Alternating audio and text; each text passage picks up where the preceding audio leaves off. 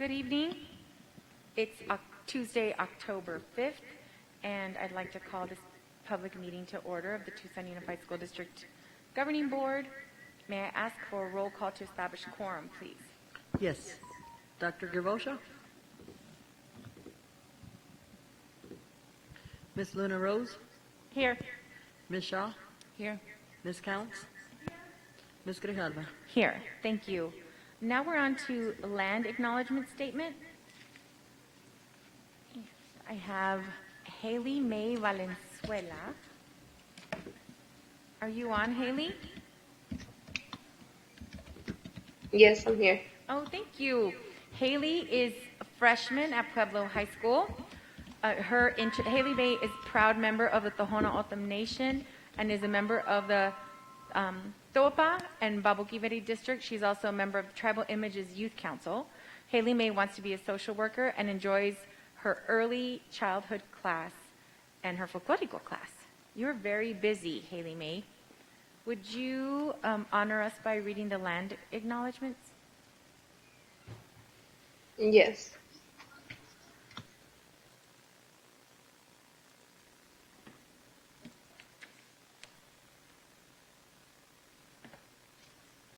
On behalf of the Governing Board of the Tucson Unified School District, I, Haley May Valenzuela, acknowledge that the schools, buildings, and facilities of the Tucson Unified School District reside on the ancestral homeland of the Tohono O'odham Nation and the federally recognized tribal land of the Pasco Yaqui tribe.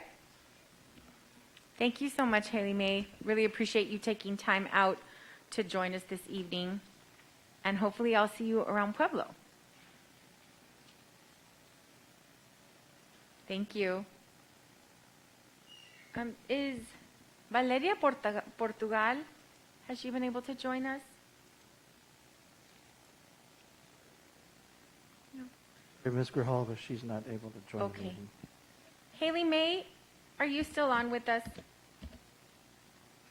Yes, I am. Would you be willing to lead us in the Pledge of Allegiance? We had a student that was unable to join us. And if you start, I promise I'll jump in. Thank you so much. I appreciate that. If we can all stand, please.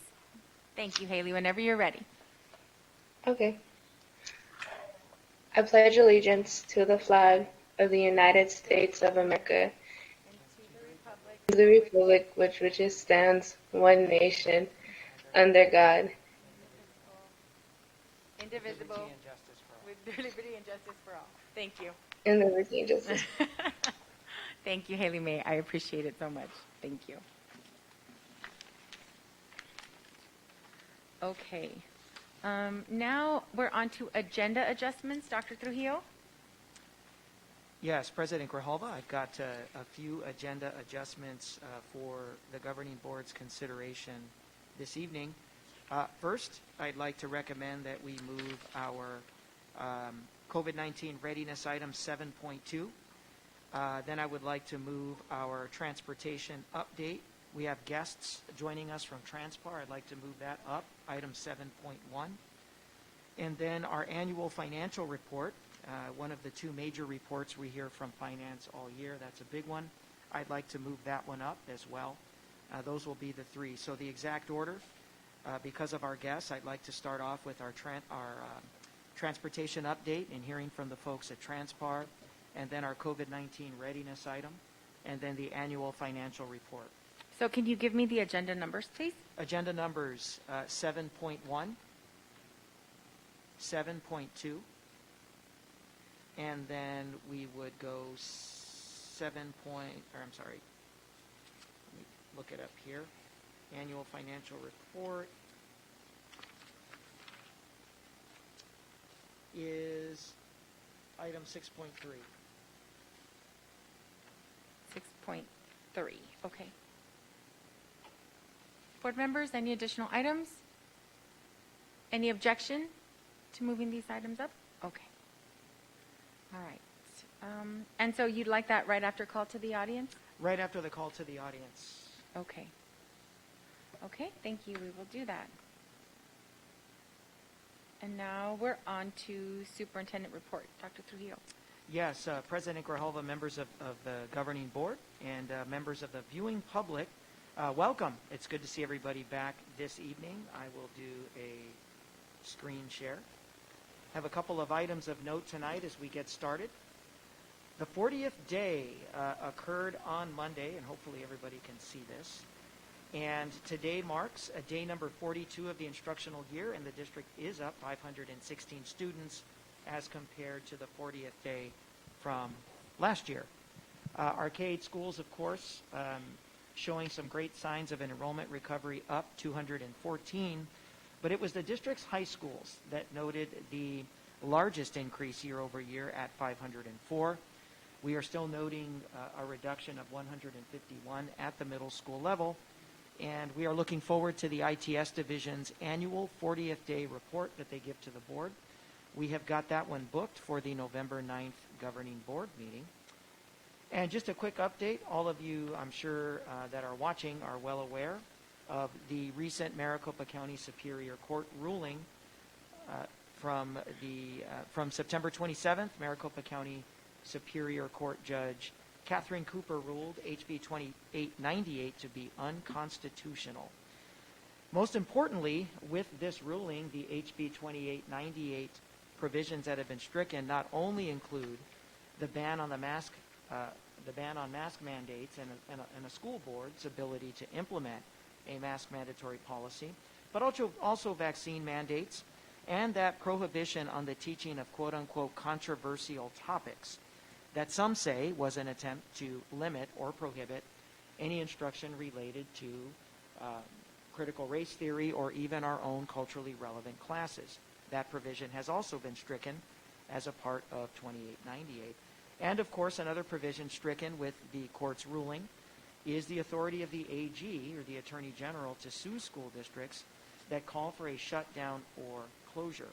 Most importantly, I want to announce very clearly, especially for those community members that continue to send us emails alleging that the governing board has broken the law, what this ruling does is it validates the governing board's action at the September 23rd governing board meeting to continue its masks mandatory policy as a fully lawful action and wholly within the jurisdiction of this governing board's authority, as charged being our local school board members duly elected. The Arizona Supreme Court is set to hear the state's appeal on November 2nd. Until then, just a reminder that masks are mandatory in all of our district buildings, facilities, and campuses for all of our students, our staff members, our campus visitors, vendors, and our parents. Some great news about COVID-19 school level testing. To date, we are just about 60 schools that are fully up and running throughout the district with weekly testing. This was a very, very fast transition from 20 schools just a few weeks ago. But just a couple of items to note. On average, 25% of each school's respective body is opting in for testing. So we want that percentage to get a little bit higher. As you know, testing is opt-in. But every week that goes by, we're seeing more and more parents opt in for the weekly testing, which is good. The final 28 schools will be up and running the week of October 18th. So the entire district will be pool testing at the classroom level by October 18th. And then, of course, the last week of October, we're going to make COVID-19 pool testing available to district departments and locations around the district for our employees starting the last week of October. And I've got some great news. The pool test results have been remarkably low. I'm going to show you another graphic here to celebrate some good news.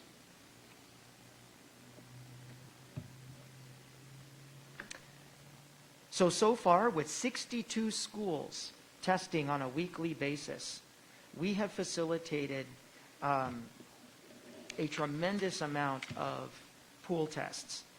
When you look at those three numbers there, 72, 83, we are almost at 300 pool tests that we've administered across 62 schools. And take a look at the number of positive pools, 13. That is tremendously low for a district our size, and that's a point of celebration for not just masks, but the other mitigation efforts that very clearly our students and staff are taking very, very seriously. So I'm extremely proud of our teams on all of our campuses that have come together to work with Concentric, and I'm even prouder of our students. This is a tremendous testament to their willingness to support the mitigation efforts, and primarily mask wearing. When you only have 13 positive pools out of just shy of 300, that is tremendously impressive. We look forward to increasing the 25% opt-in rate. We'll do everything we can to get that number higher. And more importantly, we look forward to the week of October 18th when the rest of the district is on board. And that concludes the superintendent's report for this evening. Dr. Trujillo, I have a question. Stop doing that. I have a question. So those that tested positive, were they asymptomatic? Do you have any data on them? I don't have any of the data whether they were asymptomatic or not, only that when there is a positive pool like that, the entire class, of course, does go into our remote protocols. Yeah, perhaps having students that are willing to just do like a video of what it means to be pool tested. So maybe it's sort of some parents that are concerned about it have never seen it. Maybe that would help in getting some more students to opt in. I think that would be great. Any other questions? Okay. Thank you. Thank you, Dr. Trujillo. Now we're on to call to the audience. As a regular board meeting, we have allotted 45 minutes for the call. And I'll go ahead and turn it over to Clerk Shaw. Thank you, Ms. Grijalva. During the audience call, the board clerk will recognize speakers and maintain order by setting appropriate limitations. The governing board is committed to the safety of the entire TUSD community in order to observe the recommended safeguards for reducing the rate of spread of COVID-19. The following procedures related to the call to the audience portion of board meetings will be observed. All public comments for the meeting were accepted in written form. Public comments will be read into the record by the program coordinator of staff services to the governing board. Our staff will make sure each board member receives a copy. At the conclusion of the call to the audience, the governing board president will ask if individual board members wish to respond to criticism made by those who have addressed the board, wish to ask staff to review a matter, or wish to ask that a matter be put on a future agenda.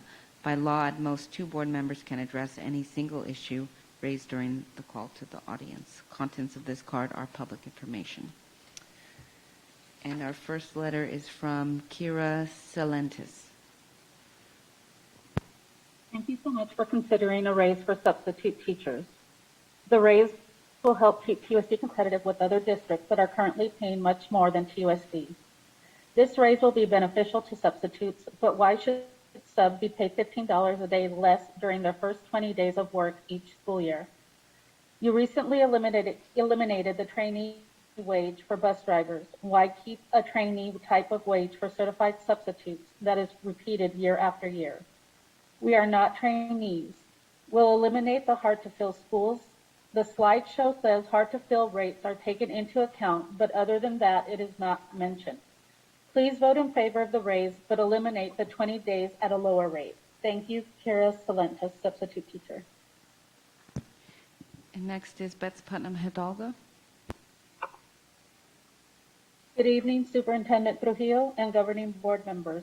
I have had the chance to read some, but not all, of the court documents related to the dissolution of DATE. The apparent lack of transparency about exactly what is going on and why is pretty stunning. Although I clearly heard it stated that the special master had walked back his agreement to the changes, I cannot find a record of that. Is it normal for such information not to be made public? Or is it a sign of a lack of transparency that I find in this case?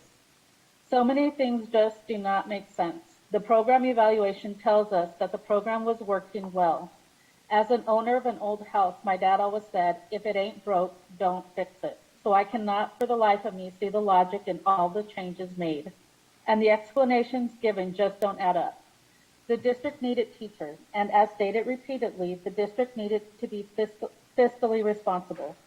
But DAPE is funded out of desegregation money. So what pot of money are you being responsible with by lumping 2 completely different sets of students with completely different needs together in order to repurpose a few teachers? How is it fiscally responsible to now have more centers but less teachers, and no in-person wraparound services nor counselors for the kids that need those services the most? How does it serve the needs of the DATE students and their teachers for there to be no collaboration nor backup when needed, no school administration nearby, etc.? What happens if there is a health emergency or some other type of emergency? Are there nurses in the community welcome centers? Is the district aware that kids, through no fault of their own, are to be out of school for 8 days maximum, might have different needs than those who need help for up to 45 days, and a significant reset to be convinced that staying in school is going to be good for their future? Why for the first set of students can't just receive their homework assignment through communicating with their teacher is beyond me. Why the second set needs to see their services significantly reduced is beyond me as well. It just doesn't add up. The other thing that doesn't add up is the almost unanimous board's silence about these changes. It is your job to set policy. Is there really only one board member who cares that these students no longer have access to the full core curriculum because of the teachers that were DIT'd and those that left in outrage? Is there really no one else who cares that these students and their teachers are being moved around like chess pieces with no credible explanation as to why? How many students are in the DATE pipeline?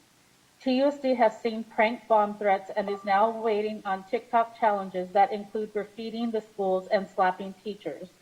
We are all traumatized by the pandemic. This is not the time to dissolve this once successful program. I urge the board to reverse the changes and establish an advisory group to improve the program. Bex Putnam Hidalgo. And next is Amy Soniera.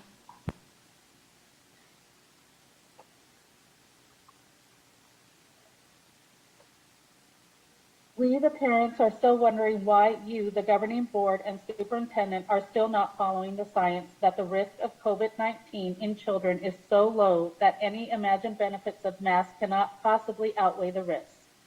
Is it because you are following the money instead of the science? Since TUSD is receiving $173 million in ESSER 3 funds for keeping our kids masked, it seems like money is more important than our kids' physical and mental health. Based on CDC data, the COVID survival rate of children between the ages of 0 and 14 years of age is 99.9998%. School and daycare transmission studies show that transmission of COVID-19 among unmasked children is remarkably low. If children don't really spread COVID, but you put masks on them, they still won't spread COVID. But masks will look like they work, at least to those who believe in that falsity, including all of you. In fact, forcing masks upon our children actually weakens their immune system. Exposure to germs helps build their immune system, and by masking our kids, you are not allowing them to build their immunities. You are also causing them to live in fear of a virus that, again, they have a 99.9998% chance of surviving. You are making them believe that a piece of cloth over their face is their savior and will protect them and others when we all know virus particles travel right through that. It's ridiculous and makes no sense. Can you provide any studies that show masks actually stop the virus? Plus, you keep saying it's until the majority of students can get vaccinated. So we should get our kids the shot that doesn't stop people from contracting or spreading it. That doesn't make sense either. Speaking to other parents right now, we are not trying to take the mask off of your children's faces if you choose to believe that a piece of cloth or thin material protects them. That is your choice as a parent to do what you feel is best for your child. We should have the same freedom of choice to not mask our kids. Amy Soniera. Next is Dawn Stevenson.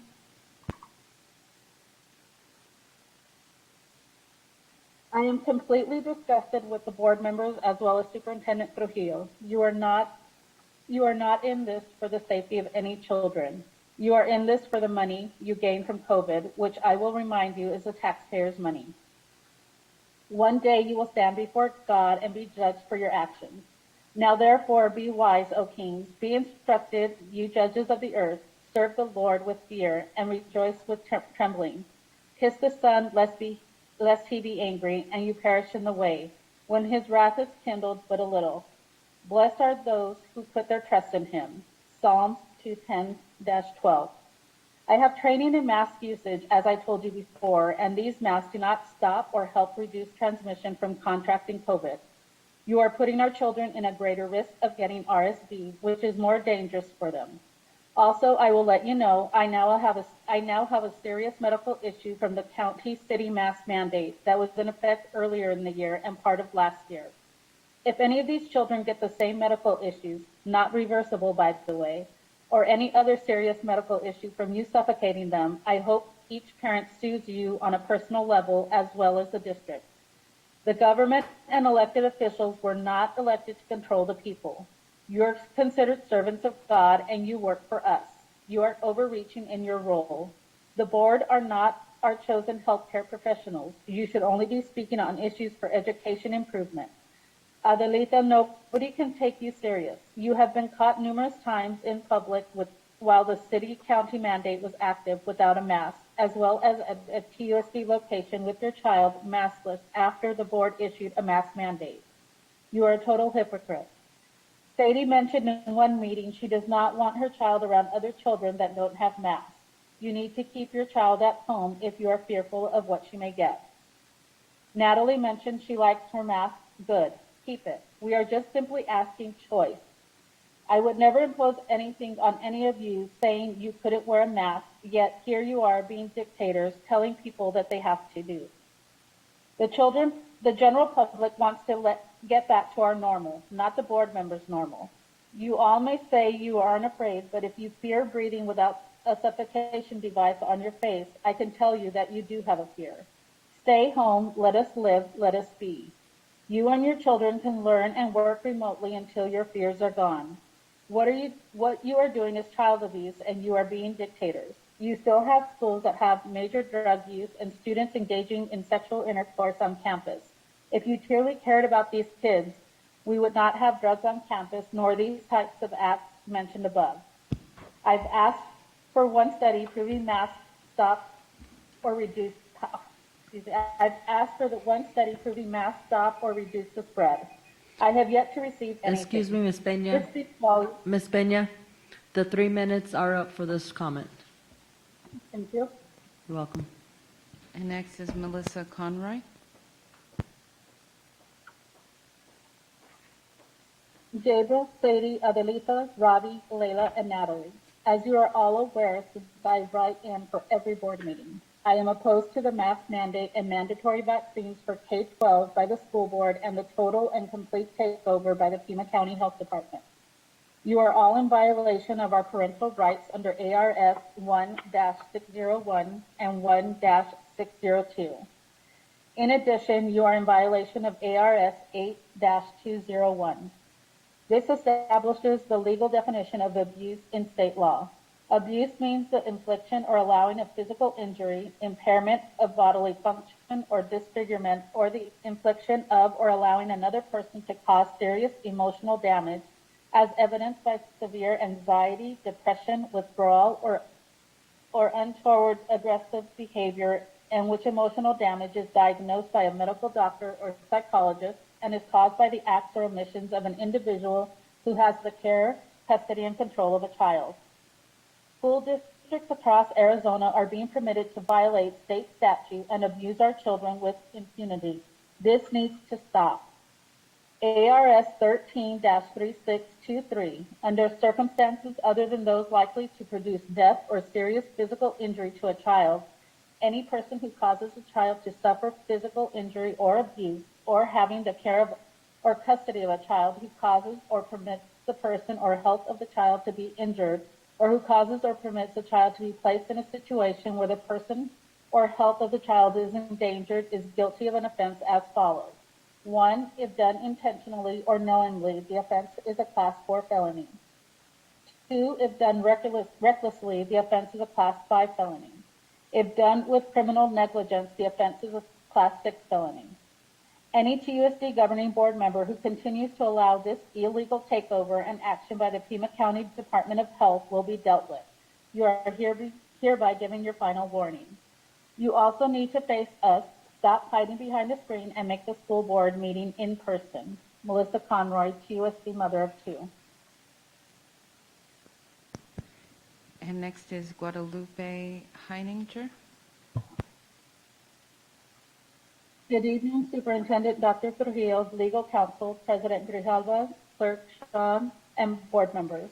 My name is Guadalupe Heininger, a TUSD parent for years now. I had been speaking up for a more restorative and less punitive code of conduct. A lot of progress has been made, but we should not let our guard down, because this pandemic has only exacerbated the student stress and anxiety to even higher levels. I hope you keep Project More and the staff. They are wonderful people. Project More is a lifeline for those students who fall through the cracks and disengage. It is a place where these students are seen and heard. The emotional learning programs in small campus help students to have one-on-one interactions that puts them back on a path to graduation. At the federal level, we are heading in the right direction. This pandemic had a devastating effect at all levels of our economy. The Relief Act passed early this year helped the economy to stay afloat, helped people to keep a roof on their heads, food on their tables, enough funding to safely open schools, and a monthly child tax credit reduced child poverty. We need to call our U.S. House members and our U.S. senators to make the child tax credit permanent, and as it is. We need to pass the Build Back Better Act, corporation and opposed to this bill. The U.S. House and the U.S. senators who support this bill are with the people and the ones who oppose it if they do not care about our children, teachers, and students. It's a $3.4 trillion investment on the people over the next 10 years. That then year's investment on the people will jumpstart our economy and get us out of this downturn economy, because investing on the human infrastructure, childcare, preschool, schools, nutrition, clean air, clean water, healthcare, and social programs is the right thing to do and good to create a booming economy. So call our two U.S. senators and tell them to help the children.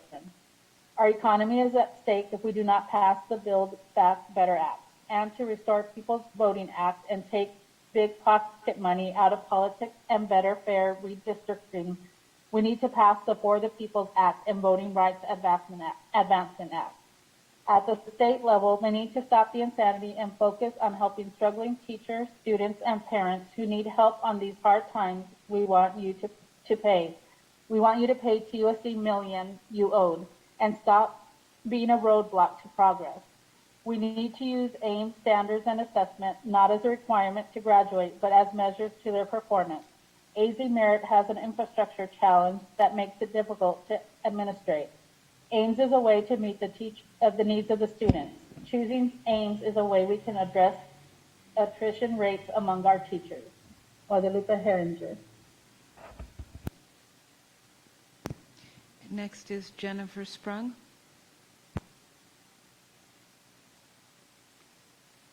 To be read into board meeting record as called to the audience at the TUSD Governing Board meeting on October 5th, 2021. Dear Governing Board members, Board Chair, and Superintendent, whistleblowers do a courageous and brave action to come forward to report unprofessional conduct and fraud in the workplace. By state law, the school personnel are required to report incidents and are to be protected from unlawful reprisals. TUSD appears to support ongoing reprisals and harassment with no protections afforded to these employees doing their legal duty. This opens the TUSD community to even greater risks. Governing board members and central leadership have been timely apprised of willful violations of law, policies, and statutes by specific employees, and yet no investigations, no actions, no reports. Statutes and laws, along with ample evidence, witness statements have been secured and offered with no response, despite policy statute to hear. The governing board is commended on a plan to adopt a fraud policy, but if current policies are not presently used, then this will be an empty action to curb fraudulent practices in the workplace. This is a call for action for the governing board to hear whistleblower complaints as prescribed in ARS 38532-534. Our school students, staff, and TUSD community deserve better. Thank you. Respectfully submitted, Jennifer Sprung. And last is Lillian Fox. The board needs a policy requiring transparency and defining how the superintendent and his senior staff are supposed to conduct themselves with the board, parents, and members of the public. Without those policies, the superintendent and staff have stopped providing information the board required and needed at the first opportunity. That has included 1, providing all board meeting documents no later than the Friday before each board meeting. 2, conducting and providing the results of employee exit surveys. 3, sign off by the Executive Director of Finance on every agenda item that involved the expenditure of funds, including the amount, the source of the funds, and whether or not the money had already been budgeted and which year's budget was involved. Specific words in Dr. Trujillo's contract and in all the prior superintendent's contracts define his duties and the board's authority.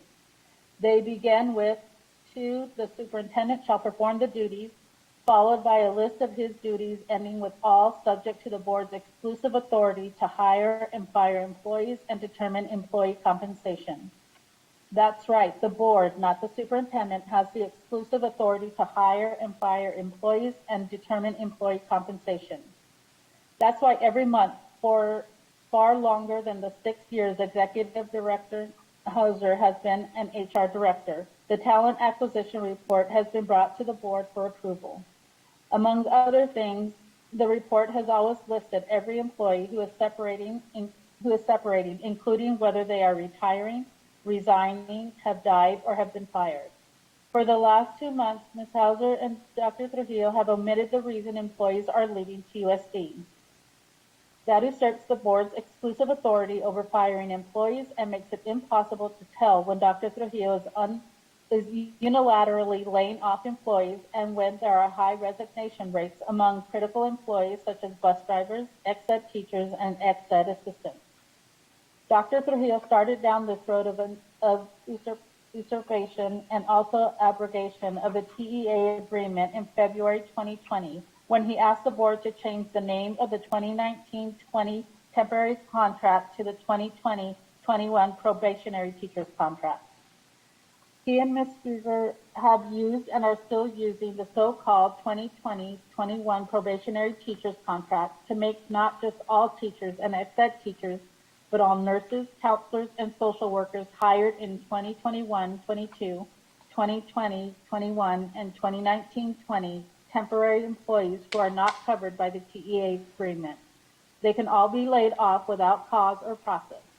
In 2020-21, to hide the fact that he was laying off certified employees, none of the people laid off under this so-called probationary contract were listed under certified separations. Excuse me, Ms. Instead, they were Peña. all listed. Ms. Peña, the 3 minutes Yes. are up for this comment. Thank you. You're welcome.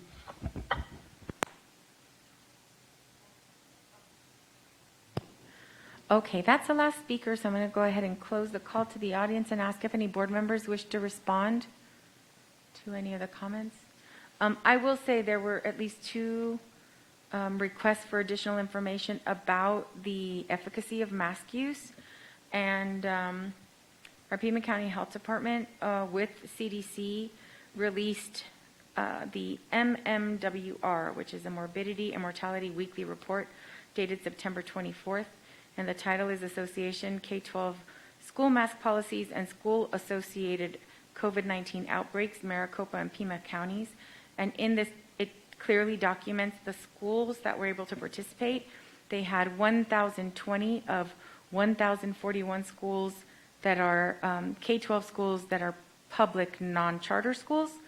And the data clearly shows that schools without mask mandates are 3.5% more, 3.5 times more likely to have an outbreak of COVID-19 than schools without.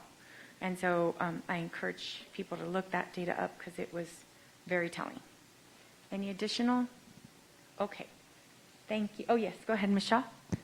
Thank you. Just real quick, I was hoping that one of the issues written out by Ms. Putnam Hidalgo about the TikTok challenges, if we as a board could, if the staff could give us, maybe like a list of damages accrued from these TikTok challenges and maybe the ways that different school sites are dealing with that. I know I've heard a lot from other members of the community and teachers that these are severely impacting the educational environment. So if we could review that matter, please. Thank you. Okay, so now we're going to move on to item 7.1, Dr. Trujillo, which is Tucson Unified School District Transportation Update and Transportation Assessment Findings for Phase 1 and Scope of Work for Phase 2. Yes, President Grijalva, members of the governing board, I'd like to welcome Mr. Young, our Chief Technology and Operations Officer, our Transportation Director, Martha Zamora, and our consultant representing Transpar, Mr. Paul Larson. I think he may have some other Transpar guests with us. But as I committed earlier in the school year to our community that we were going to work with an outside consultant to go and take a deep dive and look and facilitate a comprehensive analysis of the scenarios, the factors, and the variables that kind of collided into a perfect storm to create some very, very difficult operational challenges with regard to transportation services for the opening of school. And tonight, he will make those findings and recommendations to you, governing board members, and also to our public, and then also outline our requested scope of work for continued work in a consultant's role with our transportation leadership team in a second phase of work that we'll be asking for action on tonight. So with that, I'll turn it over to you, Mr. Young. Thank you, Dr. Trujillo, and good evening, board president, members of the board, staff. This evening, as we do our transportation update, as Dr. Trujillo said, you'll first hear from Martha Zamora, our transportation director. She'll do our routine update, and then we'll transition to Transpar to hear their findings and then recommendations. So Martha, you want to take it away? Perfect, thank you. If we can share the PowerPoint, please.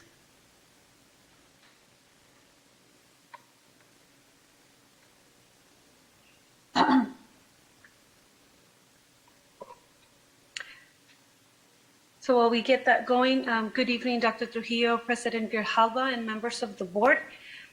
Tonight, I have a very short presentation on an update for transportation.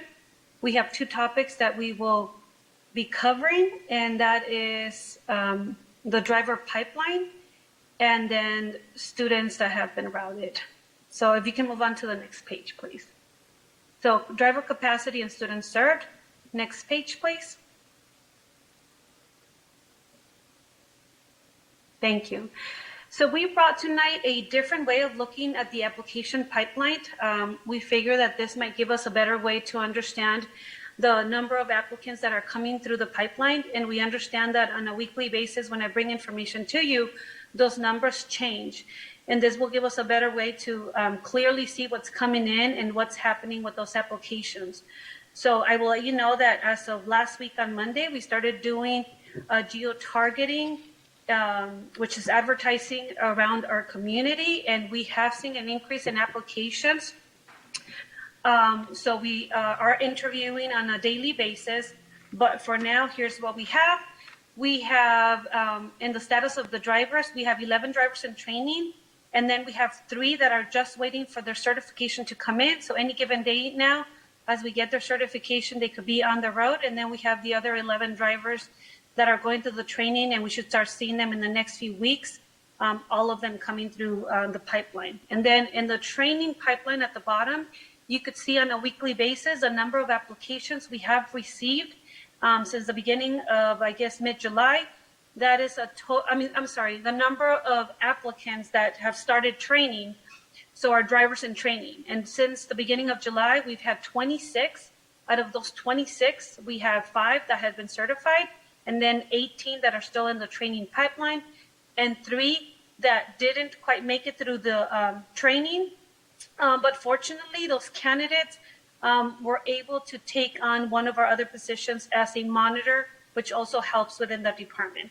And then the other part of it is the drivers and monitors, letting you know the number of drivers that we have available and the number of routes on the road. Next page, please. And then for student serve, since the last time I presented, we have an additional 51 students that were routed. Next week, I will bring an update in regards to the hubs and the changes that we have with that. Next page, please. And if you guys have any questions, I'll be happy to answer at this point. If not, we can move on to Transpar with Paul Larson to do his presentation. Any questions, board members? Okay, we'll move on with the presentation. Thank you, Ms. Thank you. Zamora.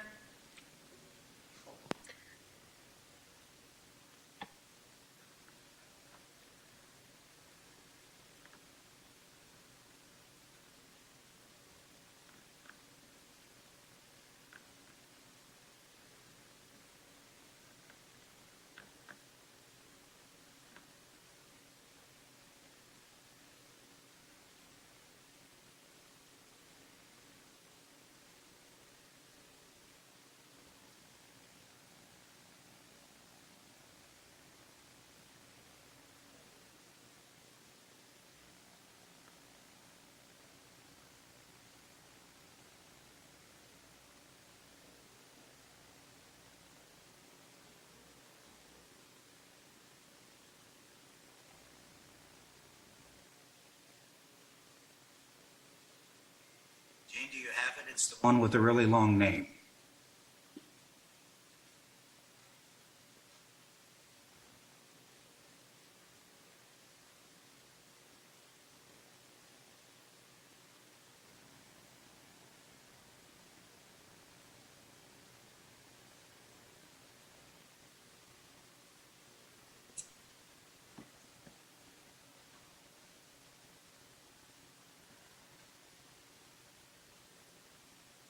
Okay, Paul, you're good to go ahead.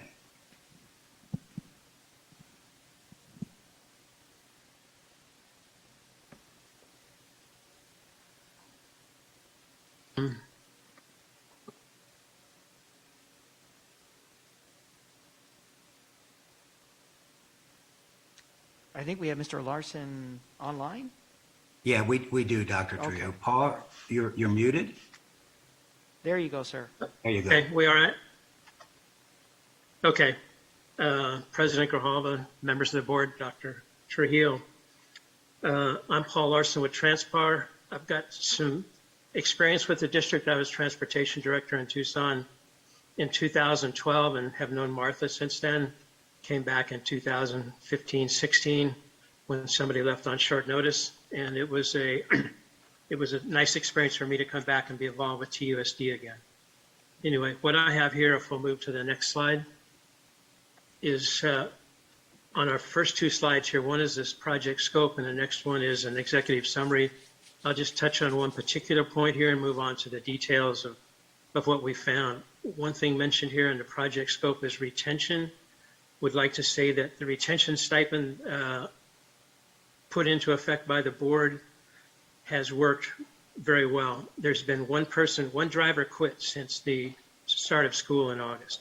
That's unheard of for this time of year and over the time that school has been in session. Next slide, please. Executive summary.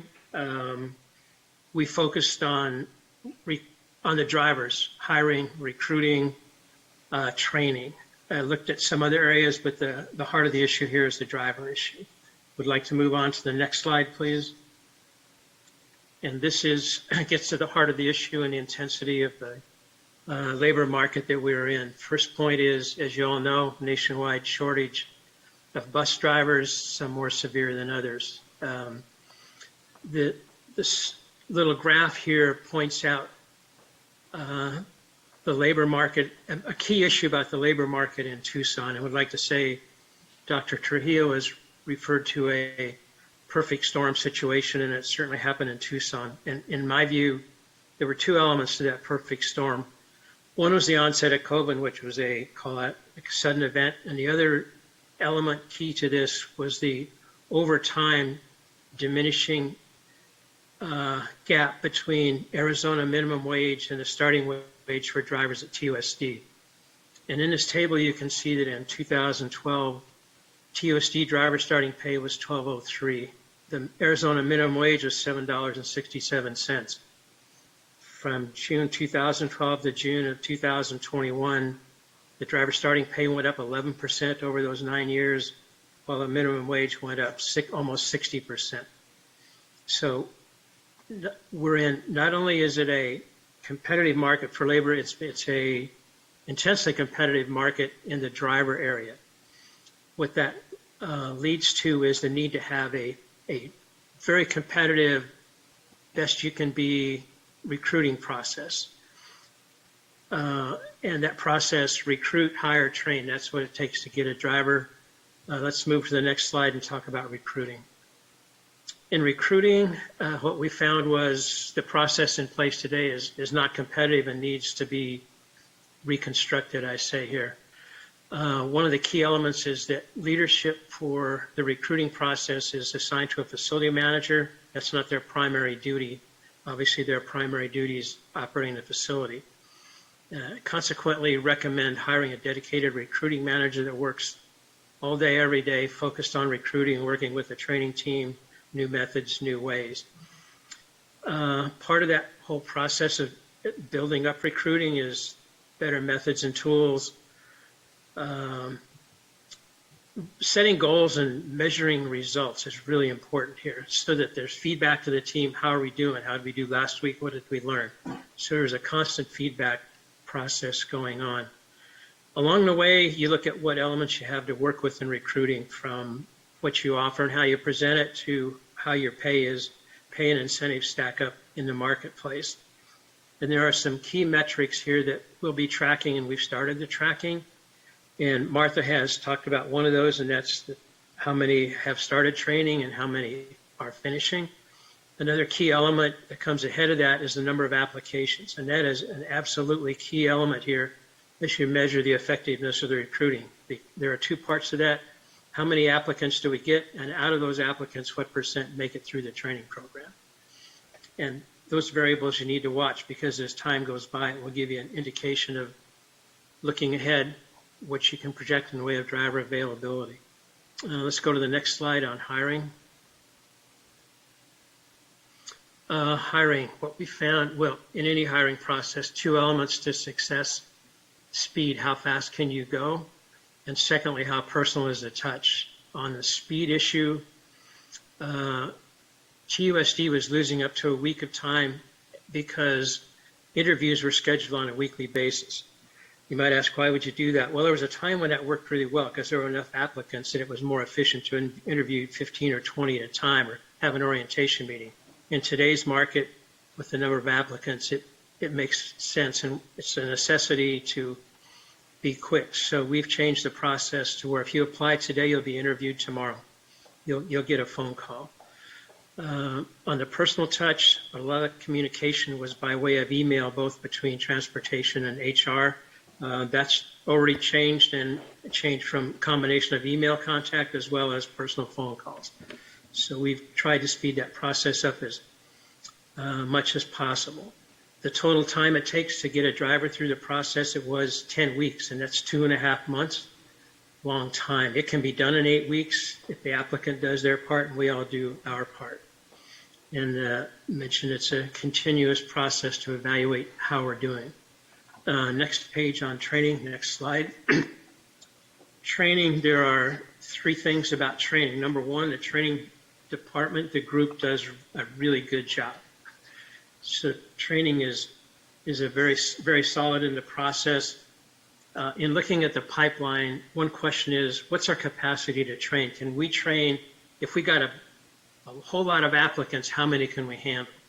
The answer is about 30 a month can get through training, and that's based on the number of behind-the-wheel trainers. Anyway, the point is your training capacity far exceeds how many applicants you may have. If that's a problem, it's the best problem you could have. The third thing about training is, it's not mentioned here, but TUSD School Safety Department has certified testers, which means we can get certified tests done on a schedule that works for us, and not every district has that. And so that timing element is really important and appreciated. Next slide, please. Conclusion here, obviously, working together, it's going to take everybody working together to deal with this driver issue. Secondly, issue of bell times and the complexity of the transportation system. Most districts this size work with a more coordinated bell schedule. I have to say TUSD, and I've been in bus garages in 27 states. I can say TUSD has the most complicated transportation program I've seen. And it's complicated on 3 parts. Number one is the eligibility for transportation. Secondly is the number of school choices a student has, the geographic size of the district, crosstown busing. It's like running a carpool with 20,000 kids in an area this size. And to the district's credit, over time has built up the software and support to do that very well. And the third element of that complexity is dealing with the bell schedules. So with that, the next steps, next slide, please. Next step is in transparent view here, a bell time assessment, and then an overall view of a transportation operations assessment. There are going to be obviously a lot of scrutiny of transportation here and where do we stand, and time is coming where January you're going to have to look ahead as I see it and say where do we sit today and how do we think we're going to come out for the start of school. And that's where this historical data and what we started here is really important, because nobody's going to know for sure, in my view, when January 1 rolls around what the start of school is going to look like, but you'll have hopefully the best data you can get available to make those decisions. So with that, the next slide is the cost proposal for phase 2, and Blaine, I think turn it over to you. Yeah, thank you, Paul, very much. And Board President Grijalva, members of the board. At this point, Paul has just recapped what we focused on phase 1 and what we'd like to achieve in phase 2. That this is phase 1 has been focusing on rebuilding our driver capacity. Phase 2 is more about preparing our district to go forward and fine-tuning our transportation system across our district, so can better serve our community both for the balance of the school year as well as prepare for next year and beyond. So what we're asking the governing board to do is to approve Transpar's continued work with our district, with our transportation department, so we can proceed with the work. I'll just chime in here, just to add on to Blaine's statement. We're very, very excited about doing a very comprehensive bell schedule analysis to see what more common bell schedules, start times and stop times for schools, what additional capacity that would create for our bus drivers. We know that having 86 different start times and 86 different departure times really stretches our transportation workforce like a rubber band. And so really kind of figuring out how can we be more efficient and effective with more common bell schedules, start times, and departure times across the district. We're excited that we may be able to put more drivers back out onto those neighborhood routes. So that's probably the biggest piece of the work that we're looking at with phase 2. And one of the realizations that our team came to with transportation, and as we all dive deep into transportation and look at systems and we look at improvements and efficiencies in customer service, transportation is very, very unique when you think about it. Because when you look at all of the district's different departments, they all play a very, very vital role in the education of a child and supporting our staff and educating that child. But there's one department that if it has operational challenges or staff shortages, it actually brings the district to a standstill, and that's transportation. When kids don't get a ride to school, instruction just really can't happen. And that really rang true to me as we dug in to the department and started really looking at ways that we can support them, and started to hear from Transpar and some of their experiences with other districts. So we're ready for those tough conversations that we really haven't been having a lot, with school communities about, hey, let's take a look at the bell schedule. If we commonize bell schedules in a particular region, maybe we can put X amount of buses back out into neighborhoods, or maybe we can free up X amount of drivers. The other side of that is working with our ex-ed community, and how can we be more effective and efficient in where we are routing students that have transportation services in their IEPs.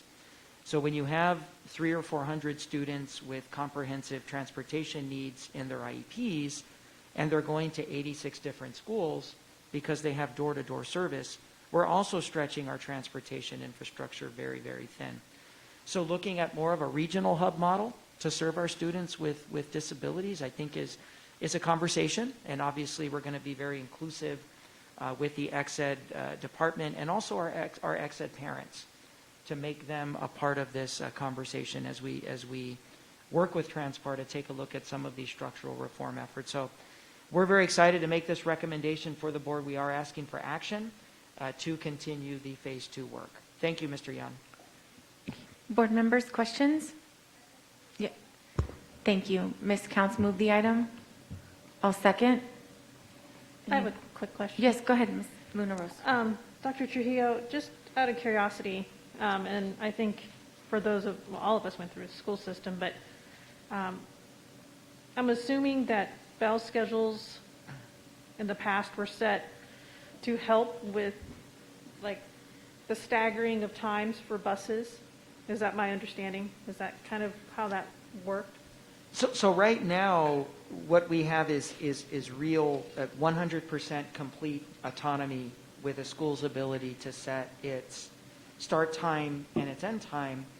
And what we do is we build routes after that. And what we learn from this whole situation is that we probably should go the other way and ask the question, what does it take to give every single kid a ride to school?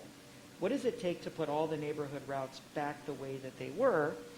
Do that work first, and then go back and say, now, let's look at bell schedules that support that goal. And what we've been doing is kind of the opposite. We start with the school community and say, do your bell schedules. And then we go back and we try to route to those bell schedules.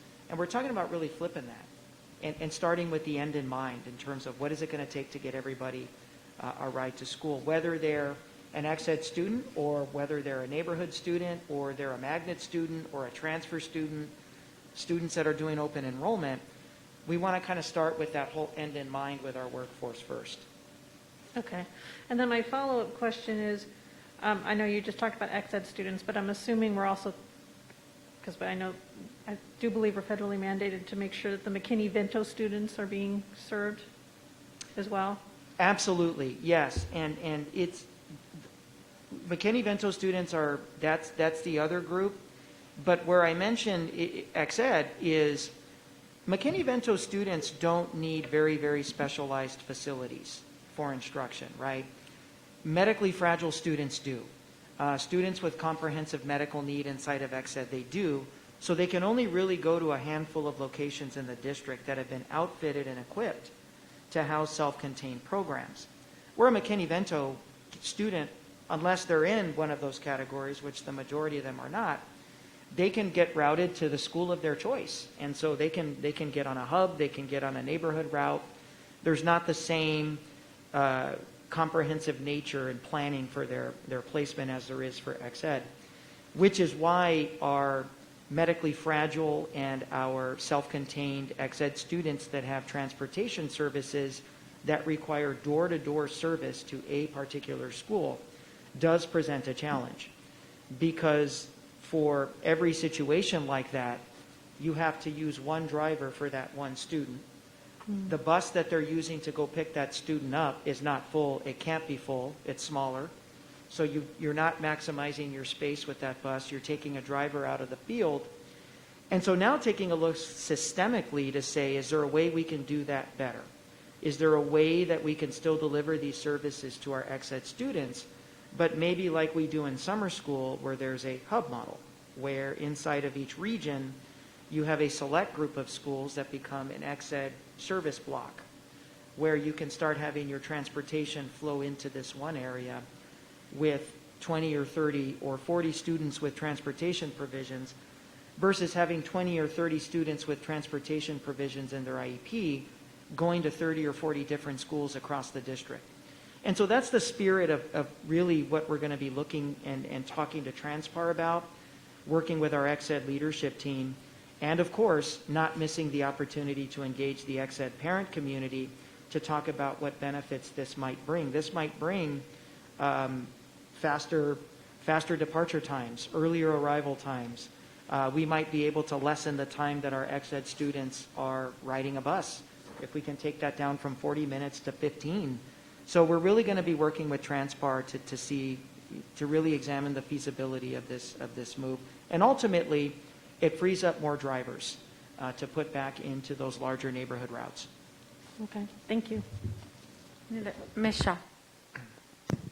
Thank you, Ms. Grijalva, and thank you, Mr. Larson and Mr. Young, for the presentation. I do appreciate the work that has been done so far, but I do wonder if perhaps if we form a transportation committee, it might help us more in the long run and be more cost effective, since this is going to be an ongoing issue, and every year will pose different challenges. I'm $100,000 for 2 more reports that are done in the next 2 to 3 months seems very costly to me, and I wonder if we could just get different members of our staff, community, together to tackle this issue on an ongoing basis, instead of having to pay $100,000 for 2 reports. Dr. Trujillo? Yeah, so we have formed a transportation advisory committee of parents. I see them the week that we get back from fall break. The advantage of working with Transpar is they work with school districts around the nation. They have the unique perspective of taking a look at us with fresh eyes. I think when you're inside the system, as we saw with this whole situation, we had a leadership team that was inside of the situation and wasn't really able to get a full 360-degree picture of the full scope of variables and storm clouds that were going on outside. And as we saw with phase 1, Transpar's recommendations that we've taken have started to bear some success, particularly with regard to the retention of drivers. So I think it's funding well spent.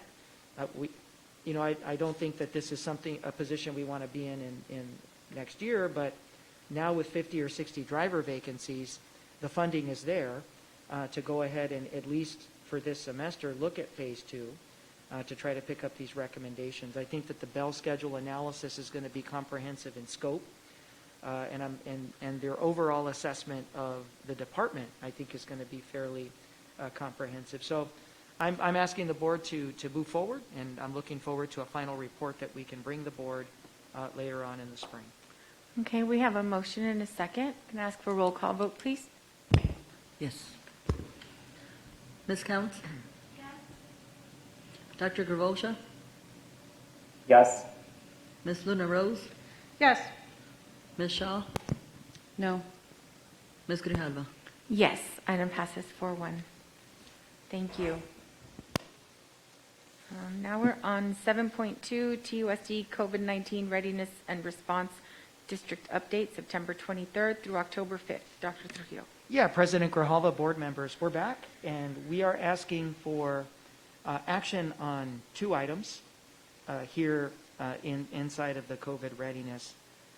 Or actually, I'm sorry, we're asking for action in 1 item, and we're going to provide you updates on 2 more items that you've asked for.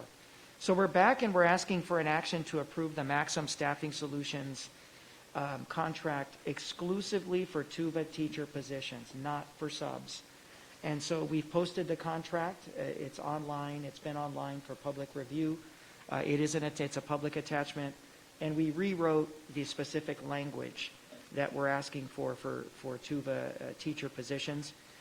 This will come out of ESSER, and we do have our team ready to speak to that. So that will be action number 1. And then we're going to update you on 2 more additional items. The board asked for a deeper analysis or a deeper review of the specific curriculum and the learning activities that students get on a grade level by grade level basis when they're inside of our academic continuation services, or ACS when they go into quarantine. And so we're excited to be able to give you that tonight. You'll be able to see what the students see when they log in to Canvas. And then we've got Brian Eller joining us from the Pima County Health Department that will give us a 2-week update on the status of transmission in schools here in Pima County. But first, we'll kick it off with Maxim.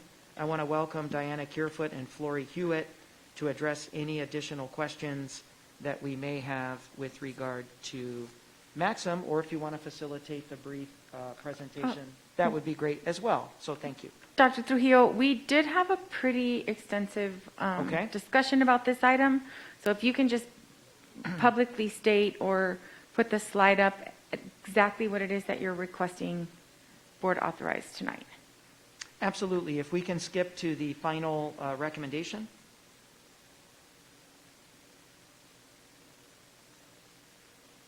Okay, so we are asking for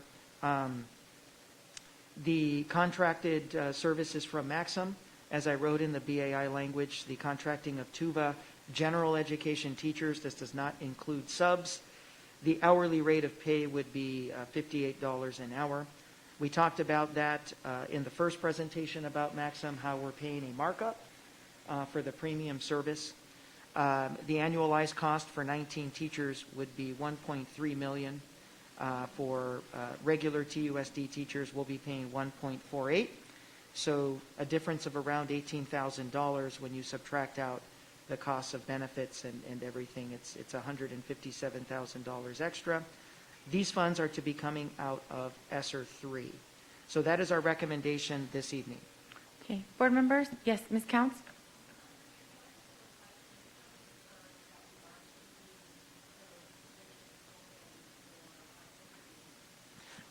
Yes, we are keeping the Tuva positions open, and we will be interviewing for Tuva teachers for the 22-23 school year.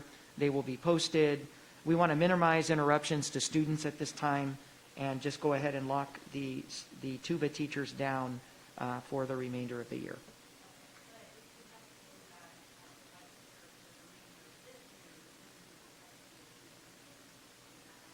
We have teachers ready to make that move at semester, yes, if they're interested in doing that. Yes. Any other questions, board members? Yes, Ms. Shaw. Thank you, Ms. Grijalva. Boy, I wish we could just wait on this, to be honest, because I feel like with the sub-item, we might, take care of the issues at Tuva. Because this Maxim thing, it just seems like they're glorified long-term subs. And if we were to pass another item, perhaps we wouldn't even have to go ahead with this contract. Dr. Trujillo, did you want to respond? I still recommend that we go with Maxim. These are highly qualified teachers. You're not always guaranteed to get a highly qualified sub. You'll get a sub, but you might get a sub with a bachelor's degree that might take over the class, which is okay for a regular sub assignment that might go 10 days, 15 days, 25 days. But if we're talking about the remainder of the semester, Maxim puts a highly qualified teacher with the appropriate certification and the appropriate content area into the classroom. The positions are still posted. We welcome interviews, and we would certainly love to fill these positions for the 22-23 school year.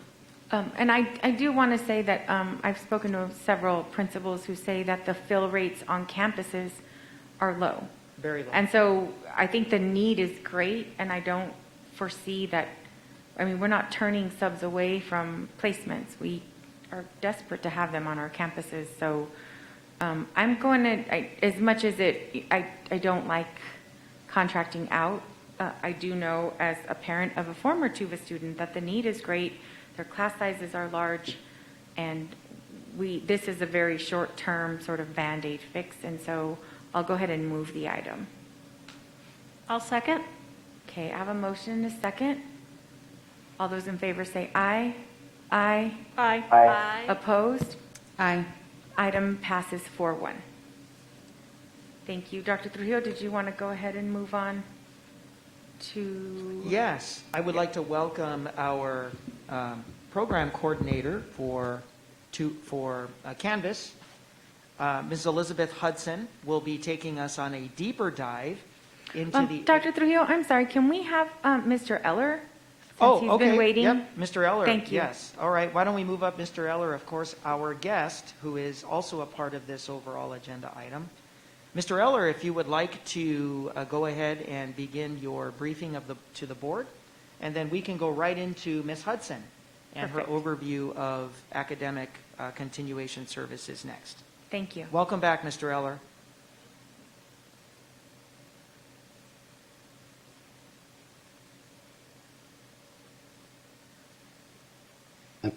There we are. Thank you. Can you hear me now? Yes. Can hear you, yes. All right. Appreciate that, Honorable Board and Superintendent. Thank you for having me this evening. I'm going to do just a couple of quick updates from the county perspective, a little bit on cases, a little bit on vaccinations, and a little bit on masking this evening. I do want to go back just briefly to the association between K through 12 school mask policies and school associated outbreaks that was cited earlier. And I just have to give a massive shout out to all of the school district health aides and nurses who, without their efforts throughout the last couple of months, none of this publication would have been able to happen. Those individuals, in combination with your administrators, have been the ones reporting those cases over to the health department. So that victory from that publication belongs to those individuals just as much as it does to the rest of our community. So just a huge accolade over to the health services team throughout TUSD. Thank you. I am going to couple here.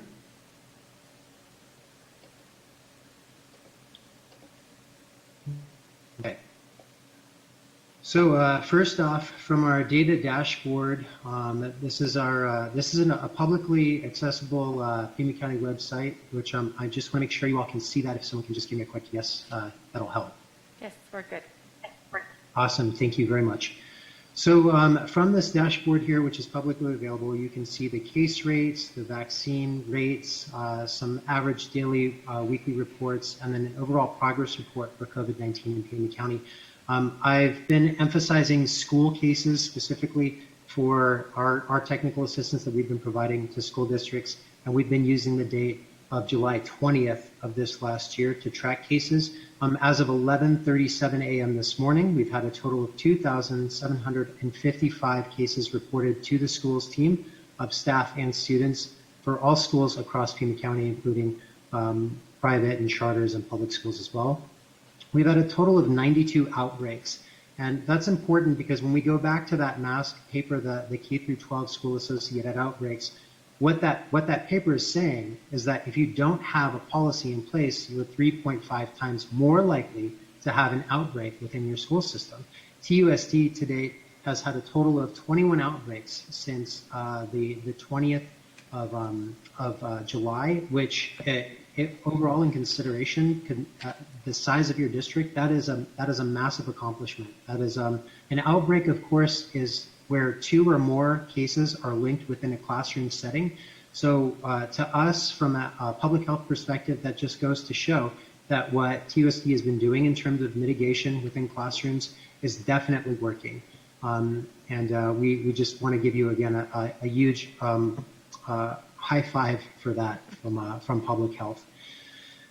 So those are generally the case dates. I'm going to show a quick infographic which illustrates from July to current date where we're at with the cases. You can see that Mondays typically have a higher peak than over the weekend because we start to get those in, and then they trickle down throughout the rest of the week as those reports continue to come into the health department. You'll see that these last 3 dates are probably going to jump up as those reports continue to come in over the next couple of days, and as MedSys, which is the tracking system for cases, catches up with the typically 3 to 5 day lag. I want to move over to vaccinations just briefly and talk about this because it is coming up quickly. We know that FDA is holding a couple of sessions on vaccinations for under the age of 12, specifically between the ages of 5 to 11. And right now we're hearing some numbers that we know about 34%, according to a Kaiser survey, of parents will probably right away vaccinate their 5 to 11-year-old. In Pima County right now, for 12-year-old vaccinations, we're at 9,648. And you can see those numbers just tend to grow upwards as we get closer and closer towards the age of 21. We have some optimism in terms of vaccine turnout for Pima County when we look at TTAP, polio, measles, mumps, rubella, Hep B vaccinations. Pima County typically is at 95% or more compliance with vaccinations within those various diseases. So we do think that we're going to get a pretty good turnout for that 5 to 11 age range. And there is a call out to all communication, folks involved in communication with the public, to encourage families to vaccinate their children 5 and above for COVID-19 to help stop the spread. We don't know yet about Moderna and J&J. We do expect to hear about those booster shots in the next 3 to 4 weeks. And in terms of a Pfizer booster dose, all educators, all teachers are fully authorized to receive a booster dose. We do want to highlight that it is important if you go to receive a booster or a third dose that you bring with you 2 things. One is your vaccine card, and 2, your driver's license or some form of identification. You don't really need to bring a teacher's identification, but the other forms of identification will work for you. And the last thing I want to just briefly touch on is hosting in collaboration with TUSD. We have a couple moving up here for this month. On the 7th, we have Lulu Walker and Robert Snail Middle School, Valencia Middle School on the 9th, Hollinger's Sabino High School on the 20th, and then TAP on the 21st.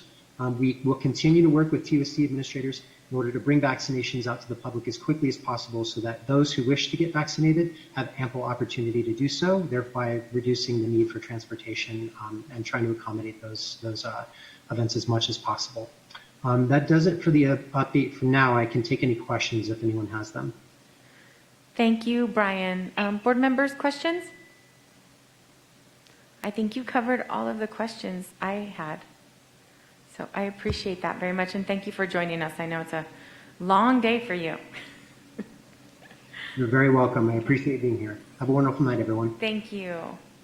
Okay. Dr. Trujillo, I think, let's see, Dr. Trujillo's not here, but we were going to go on to the contracted services. Yeah, and if, This is ACS, yes. President Grijalva, and I'm happy to introduce the topic. Thank you so much.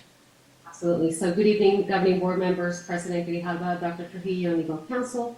Tonight we bring forth a brief presentation on the instructional services that are provided by our academic continuation services.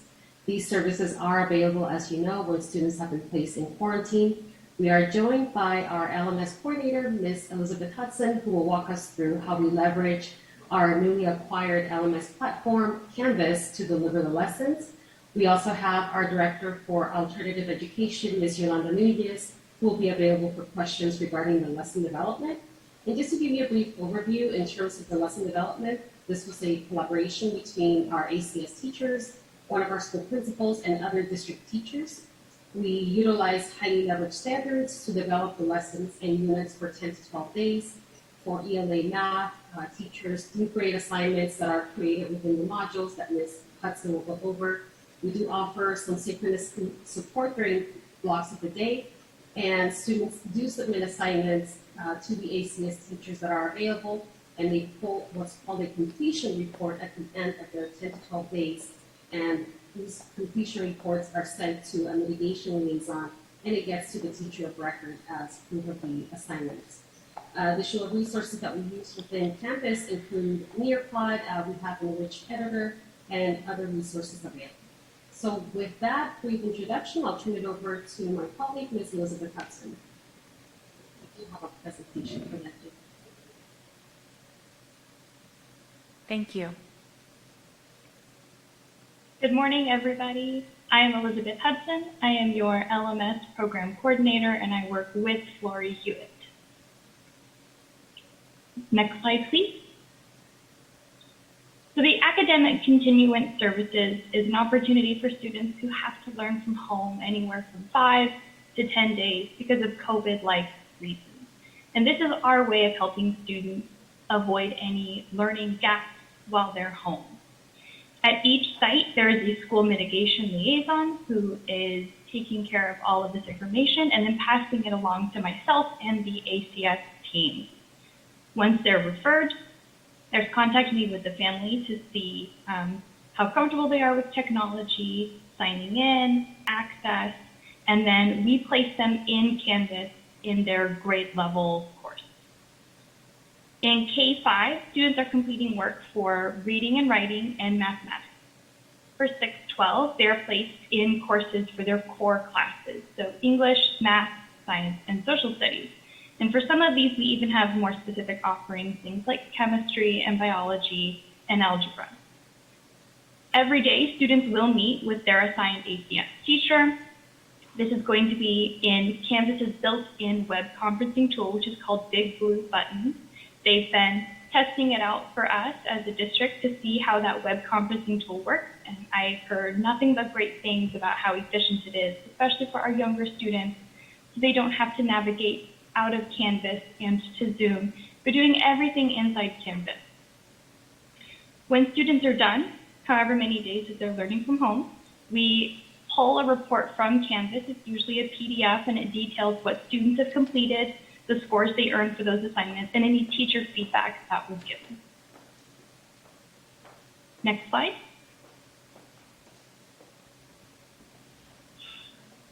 So within Canvas, there is a course, one for each grade level, K-5, and like I said, there is a course for each of those core subjects for grades 6 through 12. When you go inside this course, all of the content, and by content that could be assignments, lessons, videos, resources, materials, or even quizzes, all of that is organized in a really easy to follow structure for students. And for most of our teachers, it's either done by day or by week. Because students are coming in at different times throughout the quarter, it's very structured, day 1, day 2, or week 1, week 2, for example. And we'll be showing you some examples so you get a visual of that. All of the lessons and activities that students are completing are based off of highly leveraged standards for that grade level and that content for this quarter. So after fall break, we'll be adding in new lessons and new content for students based off the second quarter highly leveraged standards. As students are completing their work and meeting with their assigned ACS teacher, those teachers are giving feedback and grading the work as they would if it was someone that they're with all year round. Teachers have the capability to share files, resources, videos, anything that's going to supplement these lessons to, again, keep the learning happening even while they're home temporarily. I referenced Big Blue Button. It is their built-in web conferencing tool. And those reports, usually a student might complete anywhere from 5 to, I've seen reports as big as 25 assignments. But everything a student does inside Canvas during this time is sent back to the home site. So that teacher and that mitigation liaison gets a really complete report of what students have been doing while they're home. Next slide. Here's an example of a second grade class. This is my favorite example because what is really nice about Canvas and our ACS teachers are really embracing is that opportunity to be creative and visually appealing with their students. It's really welcoming for students who are home for these COVID-like reasons. We want them to feel comfortable with their teachers and feel like they're welcome to continue their learning. And so with this second grade class, students come in and they see this. It's visually appealing, it's engaging, but it's easy to read and follow. Students see right off the bat, this is when I meet with my teacher. This is where I go to complete my math assignments, and this is where I go to do reading and writing. There's not a lot of toggling or maneuvering for our students. Next slide. Within that second grade class, here are some visuals of what that looks like. What I said, it's really easy to follow for students. Right at the top, they get this welcome message, and all of our courses have that.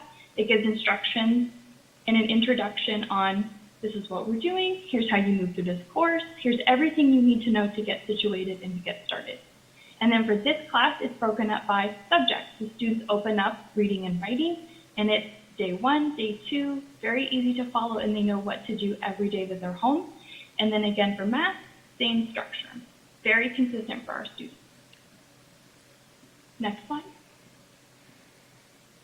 And here are some secondary examples I wanted to share with you Again, you'll see that similar look and feel across the courses. So for a family who might have multiple students home for these COVID-like reasons, each of those students at different grade levels are going to sign in and see something very similar. So for our families, this is really helpful to keep them involved with their students learning while they're home. So as you look through here in these examples, again, you'll see that timeline structure, week 1 or day 1, and in each title you see very explicit information on what students will be doing or what it's tied to or what the topic is. That is everything I have for you. Any questions or feedback for myself? Questions, board members? Dr. Trujillo, did you have anything to add? No, as you can see, this is by far the most extensive and comprehensive academic learning opportunities that kids have in quarantine anywhere in southern Arizona. I haven't seen another district put this kind of regimen of learning activities together for students that are in quarantine. I think a lot of other districts are still doing book work or packets home, and this is a full-on remote infrastructure. So I really want to thank Elizabeth. She's our point person for Canvas and has really been the leadership face on Canvas and the professional development, the training, the troubleshooting, and also the curriculum and development department, as well as the EDI department, and Kanasha Brown and her team for collaboratively working to put these lessons together. These grade level learning activities and lessons and materials were assembled by teacher committees, working with some of our principals, and we're very proud of this work. And we know that this was pivotal for the board to see this before it considers any type of action on the governing board's policy on makeup work, which of course will be coming in our next meeting. So thank you, team. Thank you. Any questions? Ms. Shaw. Thank you. Will the ACS curriculum be available in Spanish or other languages? I'm going to defer to Ms. Yolanda Nunez. I know right now we have aligned it to our highly leveraged standards, not to the dual program. That is correct. We are working on extending the lessons to other languages, but to get everything up and going, we started with English because we had to get teachers trained on the Canvas platform as well. So now that teachers are more comfortable with the platform, we can extend it out to other languages. And the questions? Just Okay, a follow-up to ahead. that. Sorry. How long do you suppose to translate the entire curriculum into Spanish would take? I'm not sure. I would have to go ahead, Ms. Hewitt. Yeah, we would just have to engage with our meaningful access team to provide that support. It all depends on the amount of lessons and really what information needs to be translated, and also the program that the student is enrolled in. If they are in a dual language program, that would make sense to have the lessons translated. But also the instructions perhaps I think Canvas has a way that you can translate the instructions and how to access the resources, and that's the availability we have through Canvas, that there is that language piece. Thank you. Ms. Dr. Bravo? Trujillo? Oh, yes, Dr. Ravi. Oh, go ahead. If you want something from Ms. Dr. Trujillo, I can wait. I'm sorry? If you had a question for Dr. Trujillo, I can wait. No. I was going to ask Dr. Trujillo something, but go ahead. All right. Thanks, President Grijalva. So this is really cool. I'm really glad we have this program available. And I agree that we're really leading the way on this. I haven't seen anybody else do anything similar to this. I wanted to ask kind of like the thought process behind this, because it was really surprising when we first talked about this at the last governing board meeting, which led to us asking for this presentation tonight. I think a lot of us were kind of surprised in terms of what the ACS was doing for the students. So for example, like what I would want as a parent, with my fourth grader, I hope this doesn't happen, but if she were quarantined for 5 days or 10 days or whatever it would be, the work that she's doing with our teachers and the work that she's doing in school is more than 5 days long. It's like, weeks of, kind of all in the progression of learning and everything. And I wouldn't want her to go to a program where she'd be learning new material and then have to come back and learn the material that she missed anyway to keep up with the progression. Like I thought ACS was to support the learning that's already happening. So she comes in with the assignments and all the things that they're covering in her classroom, that the ACS supports her during the time that she's quarantined, getting through the assignments and learning the material, and then she's back in her classroom after the quarantine is over, and then she hasn't lost ground with the other students in her class. So that's what I thought ACS was going to be. So I was surprised to learn that it's not that way, and it's learning new material for 5 days or 10 days, and then going back to the classroom without having learned the material that was missed for those 5 to 10 days. I can respond a little bit to that, Dr. Gregory-Shaw. Because the lessons are aligned to the highly leveraged standards that students would be visiting throughout that quarter, they're still covering material that's covered for those highly leveraged standards for our district. So that's how it's in alignment with what they're learning in the classroom already. Ms. Nunez, I don't know if you'd like to add anything else regarding that process. No, that's actually accurate, Ms. Hewitt. We wanted to make sure that we were hitting the same standards that students were learning in their home schools. So we picked those leverage standards that were aligned to the district curriculum scope and sequence, so that students would still be learning probably not the same lessons, but the same standards. Yeah, I think that was one of the reasons why we were bringing up the policy that's coming forward at the next board meeting, because I heard specifically from some students that were quarantined that were in ACS, but then came back to their home school with their teachers and were given the homework and assignments from the time that they were out of school. And so those students did ACS work and then came back to their campuses and were doing the work that was due when they were gone. And so trying to minimize that sort of overload for our students is what we were hoping to be able to address. Dr. Trujillo.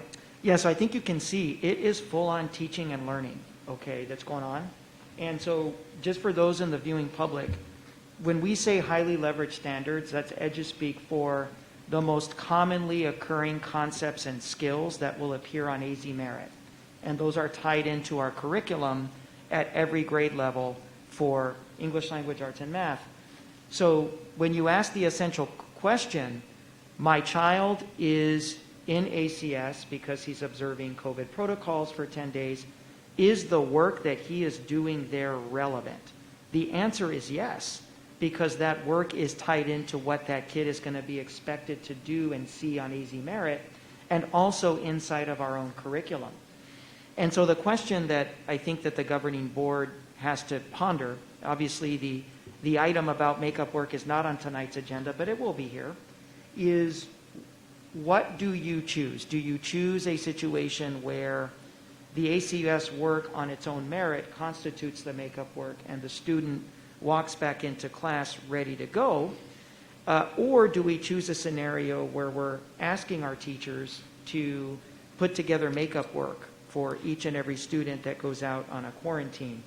I'll tell you, that's a lot for a teacher to have to put together 10 days of learning materials so that a kid has something to do that's meaningful for 10 additional days. That's a lot. But what I'm going to ask of this board is not to ask for both.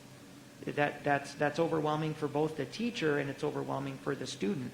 So the entire spirit of ACS was to not have to put the teacher in the position of having to stop what they're doing, because teachers don't know when a student has to observe COVID protocols. Nobody knows. It just happens. And so the teacher has to stop what they're doing, put together several days of materials at a moment's notice because that kid needs learning activities, guess what, the next day. And so this was it was designed in the spirit of giving students academically relevant and viable learning activities that are aligned to our curriculum and AZ Merit that they could engage in while out, designed to have them walking back into class, returning, having had this experience of, if it's third grade, they've had third grade English language arts curriculum aligned learning experiences, and they're not missing a beat. So that's just a little bit more about the spirit of why this was developed in this way. Thank you. Ms. Bravo. Shaw. Oh, I'm sorry, Dr. Ravi, and then Ms. Shaw. Thank you. If I could just ask, I'm not sure if this is already being done, but I'd love to hear from parents and students who have gone through ACS and kind of what their experience is coming back into the classroom. If they felt like, yes, this was great, I kept up with the material that ACS was doing, and when I came back, I was on top of the material that was going on, or whether they felt like they had to catch up as well. So I'd love to hear from those who have gone through this program. And you don't know if we're surveying them or have a way to engage with them to kind of hear from their perspective, you know, what they're going through. Yeah, I do know that I've got some focus groups upcoming before this item returns with some teachers to talk about what their preferences are in terms of taking time out to assign makeup work or embracing ACS. But I think, Dr. Gravoishaw, you made a great point. We need to extend that outreach to the ACS participants also and see what their experience is. And we have a very clear record of students that have been ACS, and we can do outreach, maybe do some surveys, maybe do some small focus groups to kind of bring their perspective in to help the board make a decision on this matter. Thank you. Ms. Shaw? Thank you. I just want to echo the concerns laid out by Dr. Gravoishaw about, you know, if a student goes through ACS, and though this curriculum is, you know, to state standards aren't always going to complement exactly what's being taught in a classroom at that very moment. And so when that student returns to class, although they might be, you know, diligently working on a state standard, they still might lose content and end up being behind compared to their classmates. And so, you know, I think ACS would work very well perhaps in like the elementary level, but like once you get to middle school and especially high school, when each student has those specialized schedules, I foresee a lot of issues. And I do hope that, you know, if a student wants to just work on the assignments assigned to that specific class, that they will be given the opportunity. I know in the presentation it says teachers can share files, videos, and images through the learning management system.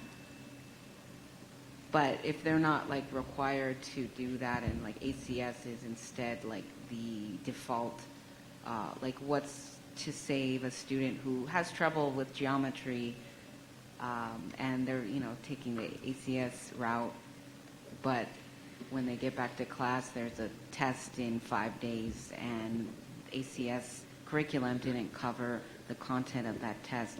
What are we going to do then?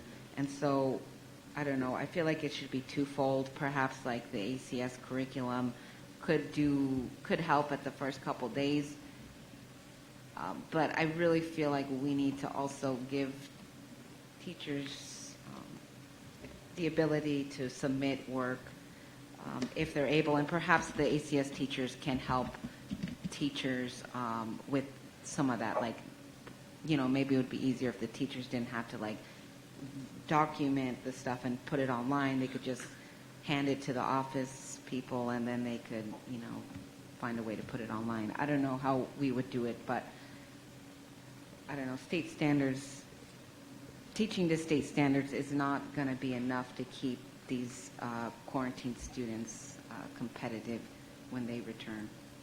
Thank you, Ms. Shaw. Any additional comments? Yes, go excuse ahead. me, Ms. Board President Grijalva, members of the board, we are at the 30-minute mark.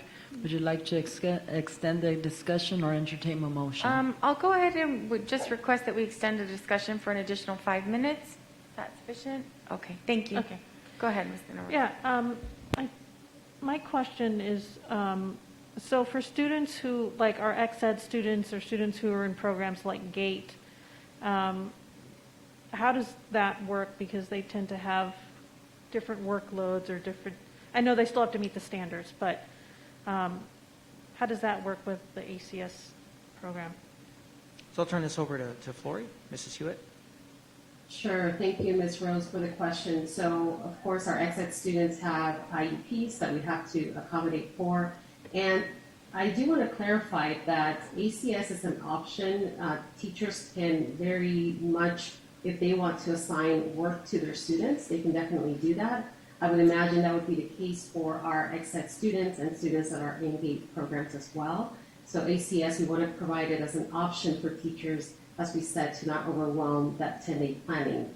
So for our ex-ed students, again, following the IEP, and I'm sure that the teacher of record would probably provide some additional resources for them as well. Okay, thank you. Okay, thank you.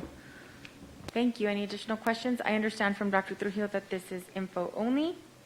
So now we're going to move on to TUSD 6.3, TUSD fiscal year 2021 annual financial report. Dr. Trujillo.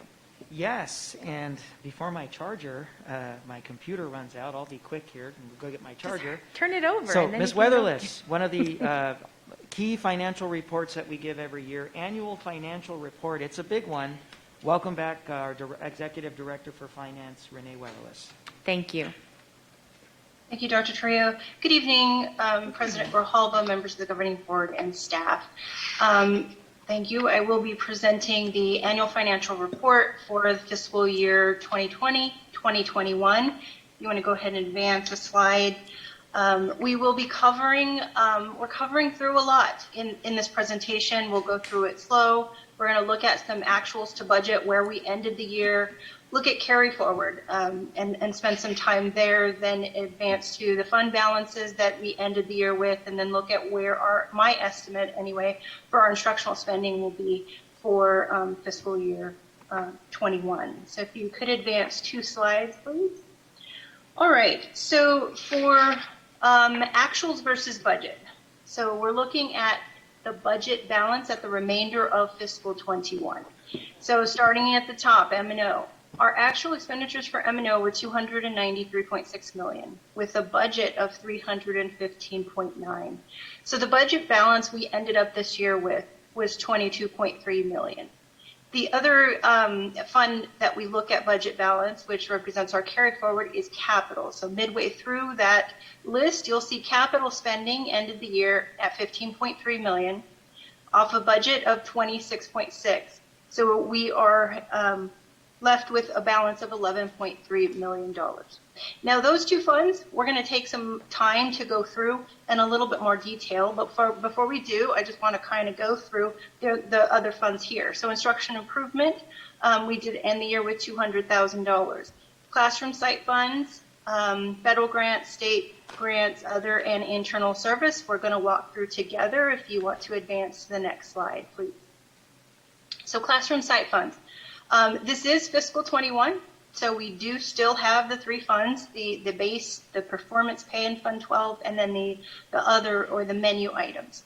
So the one that we really monitor here at year end is Fund 12. That's the performance pay. So we do have an approved performance pay plan for fiscal year 21. And in that plan, it states that if the balance is in excess of $200,000, then there will be a third payment enacted. So you can see here that our budget balance was 1.6. We did enact that third payment. In fact, the note below, we made that payment this year on August 13th of 2021.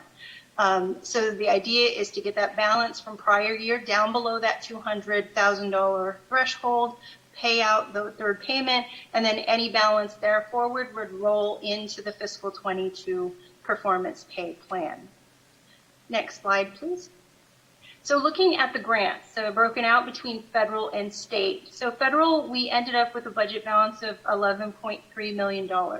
Now clearly, a lot was happening this past year with 3 quarters being remote and the final quarter in person. So there's some spending that just was unable to occur. And that of the title grants. So of the 11.3, $9 million of that fell under title. I can say that the state has applied for and we've already received a waiver, because title grants, you can only carry forward about 15%. But for this year, we are able to exceed that 15% carry forward and apply that funding into fiscal 22. And then IDEA was the other grant that had some unspent funds of $1.9 million and $400,000 for all the other federal funds. In the state grants, we were under budget by about 3.1. Primarily, that fell under family literacy. So on that grant, there was no spending in FY21. That is planned already in the budget for 22 to be spent. And then results-based funding. These are the cash funds that our schools are awarded to spend on results-based funding, and so some of that spending just didn't occur in fiscal 21, but we do send out spending plans to all the schools who do have balances. They have the discretion to decide where that money is being spent, and that has already been done and started for the fiscal 22 year. Next slide, please. So other funds. This is pretty much all the others that we don't talk a lot about, but we know a lot of these are cash-based. So difference between budget balance and cash. And the cash, you have to have the cash before we can pay versus budget. So for plant funds, we know that money comes from the sale of district properties, and any project or use of those monies come to you as a governing board for approval prior to spending. So any balance here that remains in this fund, that may be tied to a project. It's just continuing on. It rolls over. It's going to continue spending through the fiscal 22 year. Food service, I think we talked a lot about this last year because we knew that our meal participation counts were down with remote instruction occurring. And so that spending was aligned a little bit closer to where our food service revenue was coming in. The next group here of funds, the civic, community schools, IELCs, auxiliary, tax credit, all the way down into workers' comp. These are more cash funds. So the budget balance you're seeing here are pretty typical of what we would see from year to year. Building renewal grant. So when a project gets, we apply for and get approved, we do apply budget in the system and spend that. So if that money has not been spent yet, you can rest assured those projects are still underway and they would continue on into fiscal 22. And then debt service, student funds, and other, same thing. These are mostly cash basis funds. So again, any cash that we have would roll into FY22 and be spent. Next slide, please. And then the last is internal service, workers' comp. This is the workers' comp trust balance, and it's pretty typical from year to year. You're seeing this size balance, so there's nothing huge or different in this area. So next slide, please. All right, so now we're going to go back to the big one, to the M&O and to the capital. And when we break out M&O and capital, we do like to see what's DSEG spending. So in DSEG, we have $63.7 million. That's our capped budget limit every year. And in fiscal 21, we did spend our budget limit in both funds for M&O and capital. Now, non-DSEG M&O, we had a total of $234.8 million spent in M&O, non-DSEG, and $10.3 in capital. So combined, when you look at the last column to the right, we have a budget balance carry forward coming out of fiscal 21 of $22.3 million in M&O and $11.3 million in capital. So the total carry forward in these two funds is 33.6. So we're going to kind of walk through this. Next slide, please. I think go back one. There you go.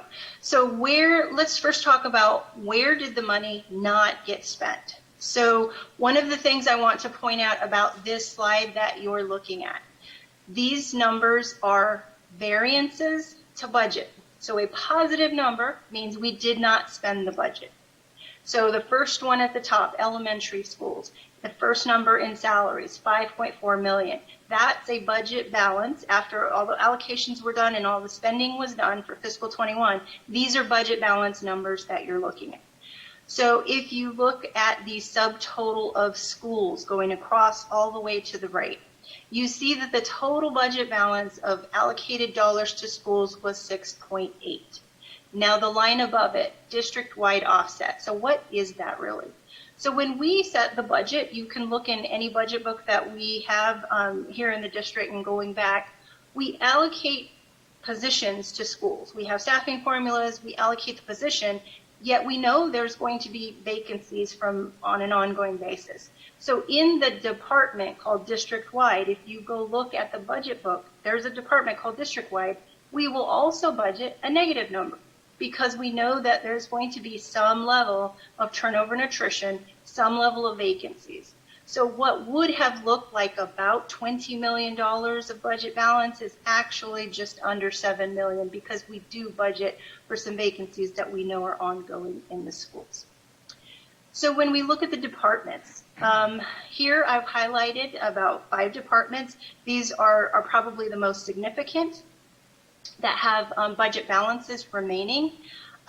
One thing that I will say here is that we had a lot going on through the school year last year.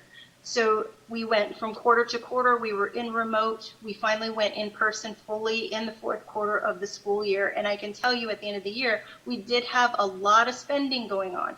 But one of the things about the focus of that spending was it was primarily COVID related. And we ended up using other funding sources like ESSER. And focusing on academic loss and summer school.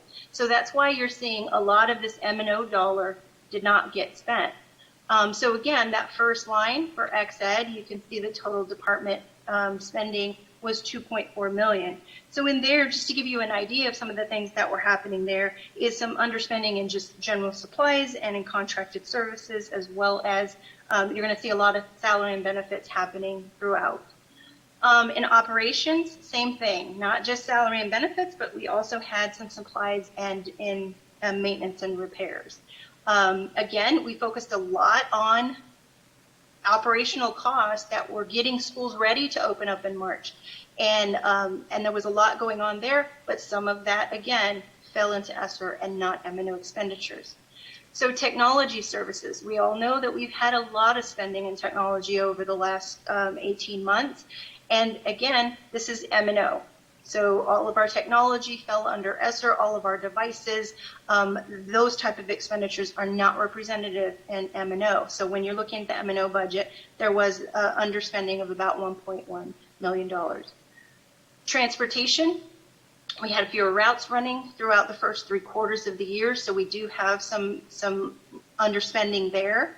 And we had some utility savings as well to the tune of almost $1 million. And when you look at every other department under the district combined, there was a total savings of approximately $4 million. So departments accounted for $15.4 million of underspending. So when you take that total for schools added to the departments, that's how you get to that 22.3. I will also note there is a whole separate attachment of supplemental reports so people can go view in detail by fund, et cetera, where all the spending and where all the variances occurred for last year. Now, I do have to remind everyone, in fiscal 21, we had the benefit of the enrollment stability grant. So what you're not seeing here is the fact that we took $8.5 million worth of our teacher salary and benefits out of M&O and charged it to this grant, showing up in your federal grants. So just to show that variance of 22.3, well, if you put back those salaries back in M&O, then that carry forward would have gone down from 22.3 down to only 13.8. So next slide, please. Same thing, where did capital go? So when you look at capital and you go back to the adopted budget for fiscal 21, in the budget book at that point for the adopted budget, we did show a carry forward contingency of $4.8 million, and we also showed an enrollment contingency. Now, when we brought forth the revision in May, we ended up increasing capital to the tune of $3.2 million. So all of those monies did not get spent in the fiscal 21 year. Now let's talk about capital in general. What was going on? We were spending a lot of money on COVID, and a lot of that fell under the ESSER funding. So for the budget balance for capital, we are ending with $11.3 million. Next slide, please. So does this mean that we have $33 million of new money to allocate this year? The answer is no. And the reason is because when we brought forth the proposed and adopted budget, we already knew at that time in the spring we were going to have some carry forward. In fact, we included $23.6 million between M&O and capital. We already included that in our budget balance for FY22. And we'll talk in a little bit, but all of that was already allocated except for the 1% contingency and about $4.6 million in capital. That was all that was left and not allocated. But what this does mean is now that this carry forward has been finalized, and if we're looking at the chart at the bottom, our final revised budget for M&O and capital ended at $342.6 million. Our actual spending for last year was $308.9. Again, you're seeing the $33.6 million. We've already put in the adopted budget and in the revised budget almost $24 million of that number. So what this means is that we will need to bring forth a budget revision in FY22, and we will be able to increase the budget limit a total of $10 million. Next slide.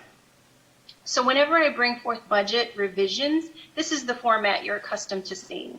We look at the base support level, we look at all the elements that fall under the budget limit.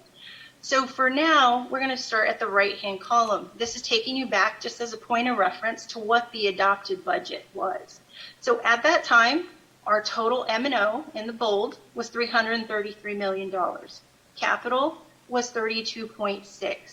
And if you look where those highlighted yellow numbers, it says tuition and prior year carryover. So you can see in both the adopted and in the August revision we did a couple months ago, that's the 23.6 that we've already accounted for. So when we come forth and do a new budget revision, we'll have to change those numbers from 12.9 in M&O to 22.3, from 10.7 in capital to 11.3. That means if you look at the bottom total, the total budget capacity between M&O and capital will increase from $367 million to $377. Now that's budget limit. Let's carry forward to the next slide.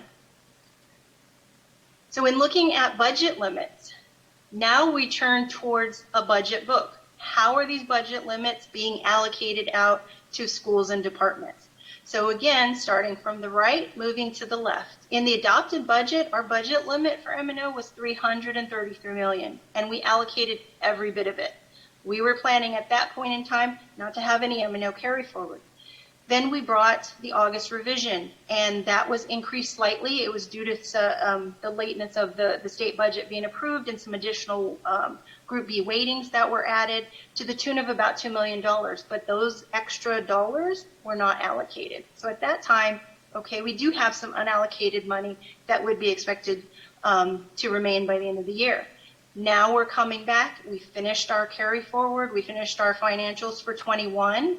So we're going to increase that budget limit from 335 to 344. Again, at this point in time, none of that money has been allocated or earmarked to be spent.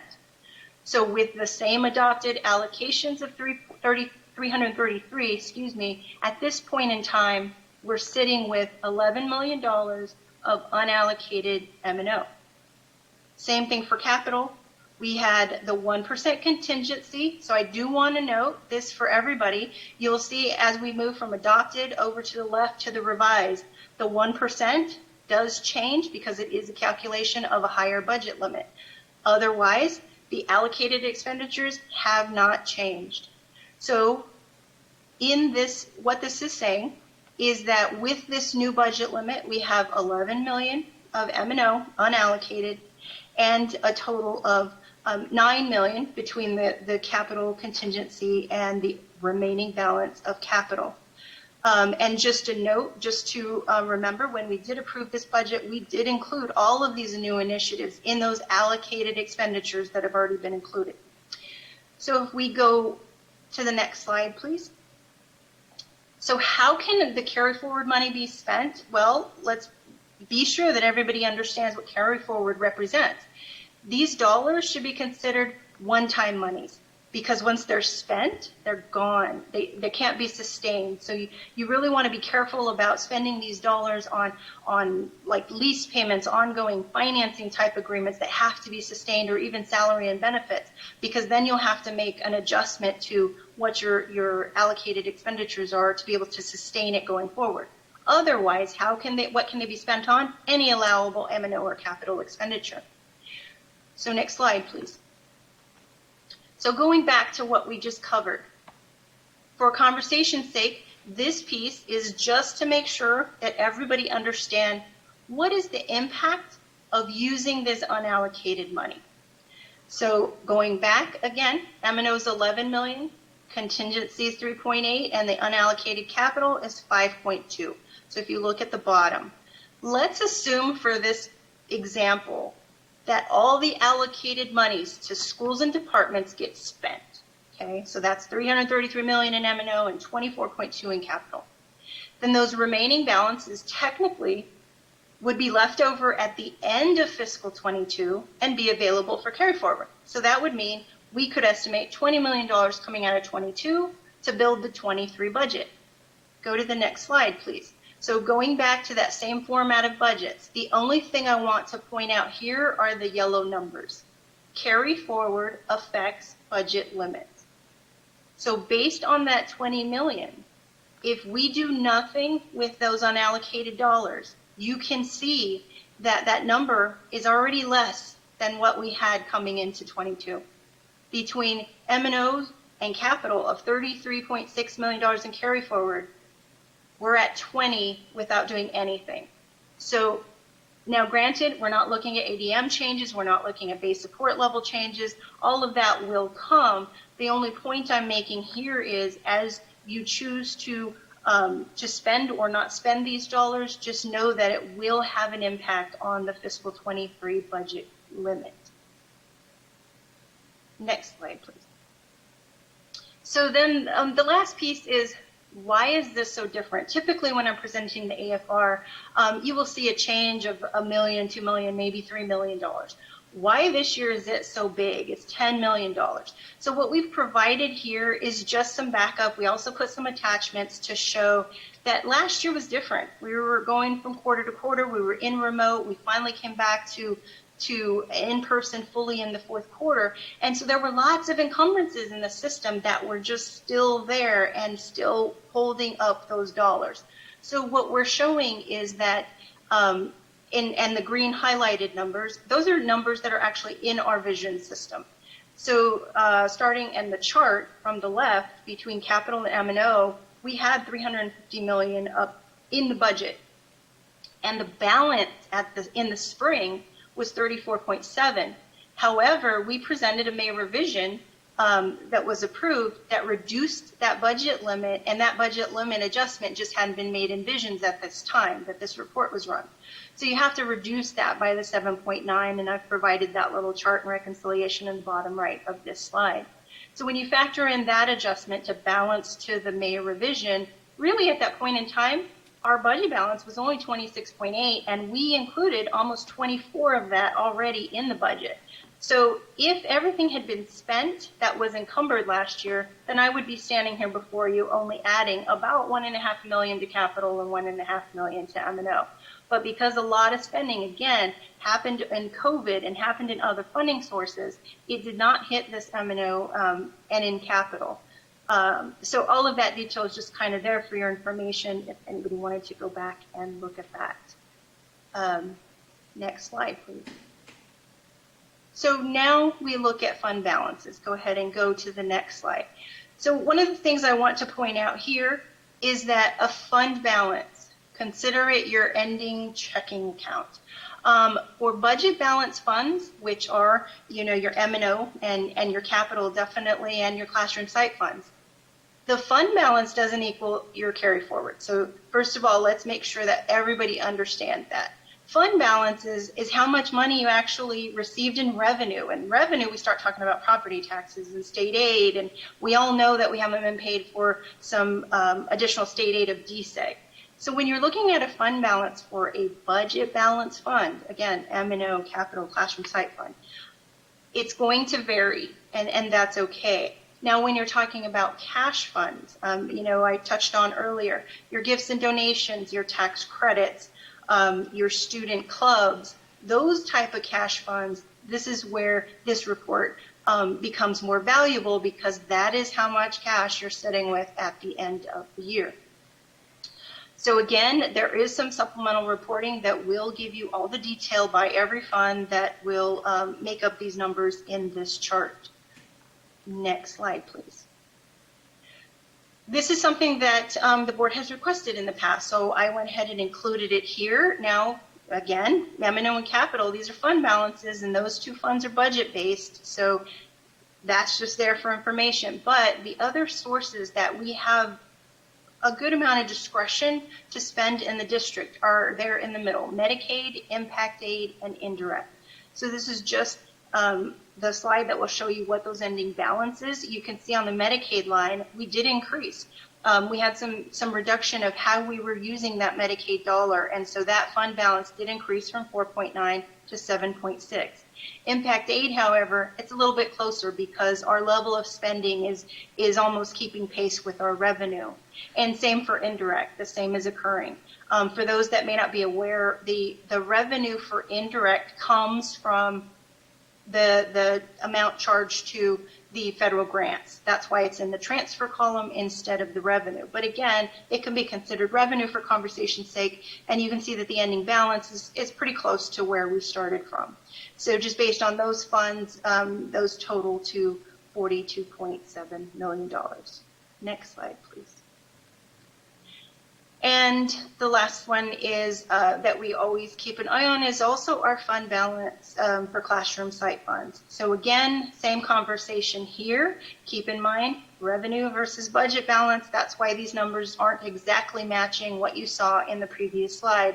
But the same philosophy applies in the fact that we are monitoring that Fund 12, the performance pay. If it's over 200, we automatically enact a third payment. That was done in August of this year. Next slide, please. And lastly is instructional spending. So based on our actual spending, I do my own calculated estimate of where I think we will end as a district. And based on the actuals and the criteria set by the Auditor General, it looks like our instruction should be above that 53% mark. And admin is the other number that we look at that we're trying to keep down, and that is coming in at 9.2%. If you go to the next slide, this is the one that you're seeing on a regular basis. Next slide, please. There you go. This is the one you see every month that I produce, and you can see where our the combination of the first three sections there: instruction, student support, and instructional support. These have been moving in the right direction. They've been going up. They're in excess of 70%. And so that's a good thing for the district. Next slide. For those that may not be familiar with what those categories mean, this is always provided as just backup so you can understand what types of expenditures fall under these categories that are reported as defined by the Auditor General. And next slide. I believe the takeaways. So the M&O and capital combined was higher than anticipated. We knew that at the time in August when I brought forth the revised budget. I think I mentioned that in that presentation. We knew it was trending higher. We just still had to finish paying all the invoices in the encumbrance period. We had to finish closing the year. And now here we are presenting the annual financial report for approval. The district, according to my estimates, we're meeting that goal for instructional spending of 53%. And as usual, we wait until the 40th day. I think that was mentioned earlier tonight. When we bring forth a budget revision, you will see an adjustment for current year funding for ADM, as well as that additional $10 million of carry forward that we just covered tonight. So I believe that is the end of my presentation, and we are looking for requesting approval tonight of the annual financial report for fiscal 2021. I will take any questions you may have. Dr. Trujillo, did you have anything else you wanted to add? Two things. Per statute, we're required to submit, governing board is required to approve the annual financial report. We need to submit it to ADE by October 15th. Just for maximum clarity, lest anybody out there get excited and think TUSD has $33,693,000, I just want to refresh people's memory about what the board, how much of this the board included in this year's budget. Jean, if I can get screen share, I just want to share a quick graphic from Renee's June presentation, just for maximum clarity. So before everybody gets excited, the governing board already committed $23 million of that amount to initiatives it wanted to see in this year's budget. There you see our move to $13 an hour, $15 an hour for ex-ed TAs. You can see our substitute increase. You can see our fine arts expansion package. So for any of you that really want detail on what specifically did the $23 million that the governing board invested in this year's budget go to, I'll just take you back to that June presentation if anybody wants to see it. It is a public attachment. Thank you. Okay. Any questions, board members? That was a very detailed presentation. Thank you, Ms. Featherless. And so we do need to approve this item. To have a motion? Thank you. So moved. Ms. Luna Rose? I'll second. Thank you. And Ms. Count seconds. Any discussion? All in favor say aye. Aye. Opposed? Ms. Groff, I'm going to abstain. I have a lot of questions, and the material wasn't available in time for me to really review things. I'm going to abstain from this vote. Okay, so the item passes 4 with 1 abstention with Dr. Ravi. Okay, thank you very much. Now we're going to go back on the agenda, and we are on the consent agenda. And if you could please remember to vote online. Dr. Trujillo, do you have a recommendation for consent agenda? Yes, I'd like to recommend the approval of the consent agenda items 5.2 through 5.6 as arranged. Okay, I'll go ahead and move that item. I'll second. Thank you, Ms. Luna Rose seconds. Any discussion? All in favor say aye. Aye. Aye. Opposed? Item passes unanimously. Now we are on action item 6.1, approval for counselors in the TUSD to participate in the post-retirement certificated position after 12 months of retirement in return to work status. Dr. Trujillo.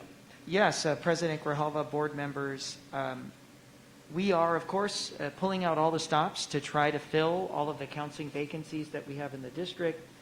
And one of the tools that we have in our tool chest are those that know the district best, our retired counselors. So tonight I'd like to welcome our Director for Human Resources, Renee Heuser, to talk about governing board consideration to add counselors to the list of employees that can come back and work for us in the second year of retirement directly. Ms. Heuser? Thank you, Dr. Trujillo. President Grijalva, members of the board, Councilor Ross, thank you this evening.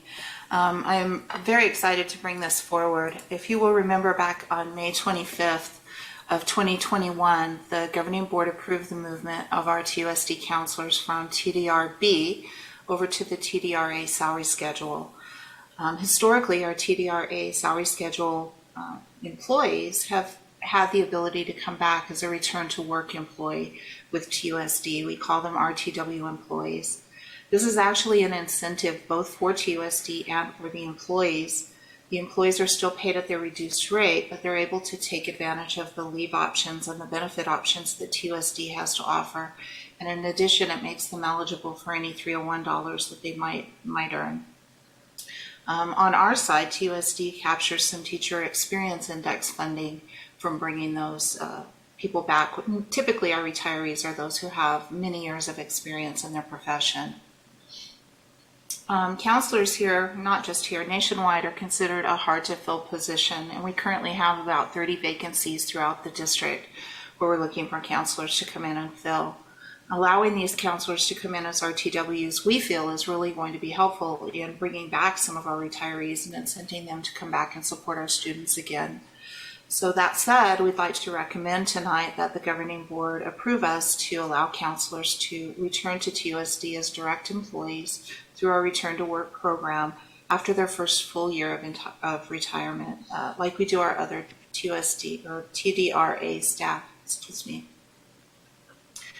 I believe Renee Weatherless either uploaded or is going to present some information on the cost to do this, and then after that I'm happy to entertain any questions that you may have.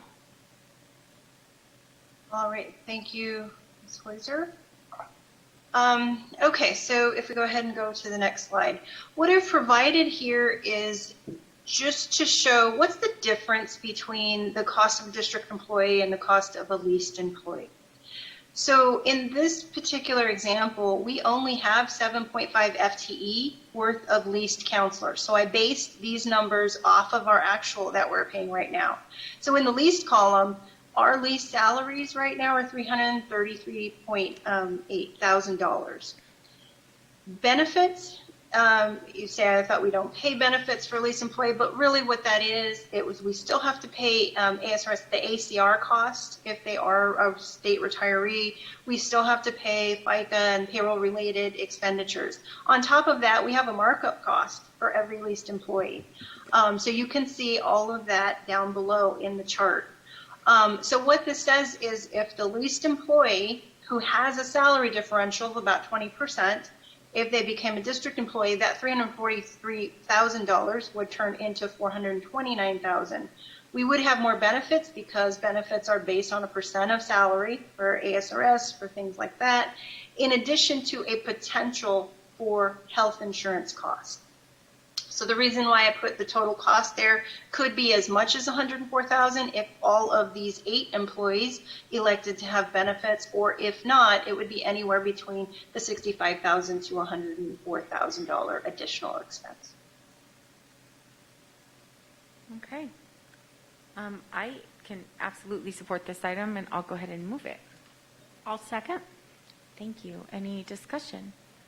All in favor say aye. Aye.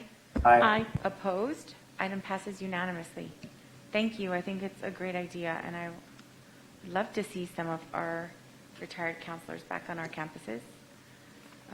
Now we're on item 6.2, TUSD ESSER 3 expenditure proposal. Dr. Trujillo. Yes, governing board members, President Grijalva, we have another slate of immediate needs to be covered by ESSER 3.